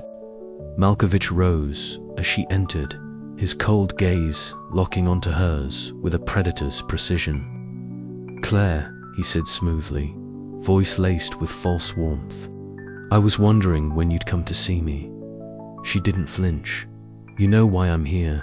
The truth about this place, about my sister." A faint smile curled his lips. "Truth is a slippery thing, isn't it? Here, it's wrapped in layers, power, profit, and control." Claire stepped forward, pulling a slim tablet from her coat pocket. "I have everything. Surveillance footage, financial records, testimonies. The world will know what you've done." For a moment, Malkovich's composed mask faltered, a flicker of something darker flashing in his eyes. "You think you can bring down an empire built on secrets and silence?" Before she could answer, the room's heavy door burst open. Jared slipped inside, nodding toward Claire with a grim expression. "They're on their way. Authorities have been tipped off." Claire's heart pounded.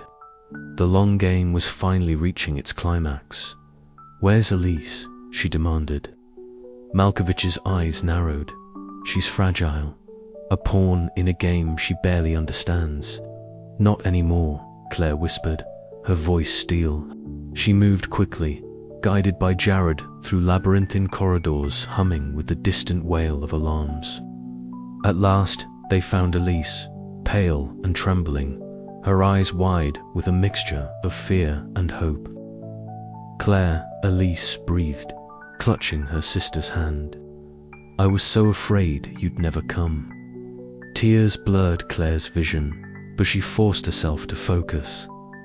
"I'm here now. We're getting out."